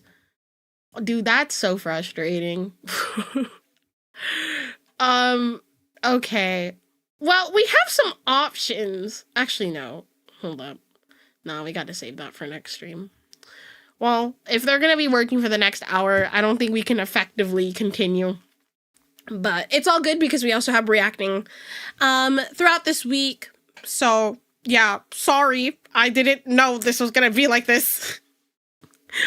Oh, God. Anyways, I will see you guys tomorrow at 5 p.m. Pacific time. We are going to be, I believe tomorrow's the Game Boy Luke reacting stuff. HOA end of the stream. Yeah. We're going to be reacting to Game Boy Luke tomorrow. So yeah, other than that, follow me on all my socials. I'm sorry. I'm like kind of like thrown off guard. They stopped for a little bit, but they told me they're going to be whatever. Anyways, I will see you guys tomorrow, and I will be on Nova's stream tonight.